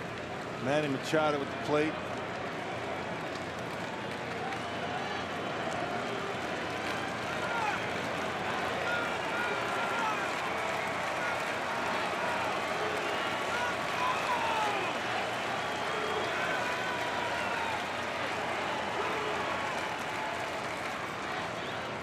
Big swing and a miss by Machado. Curveball. Did you see that hack? Wow. He goes with the spike curve. He gets the swing, and that swing almost out of his helmet. That's what makes Knebel so good. The gap that a hitter has to cover from a 98-mile-an-hour fastball to an 81-mile-an-hour curveball. Huge discrepancy in velocity. 2-1 now to Machado. Three balls and a strike now. Same thing. Does he go with the curveball again? 3-1. Hitters count. Machado hunting fastball here. What does he give him?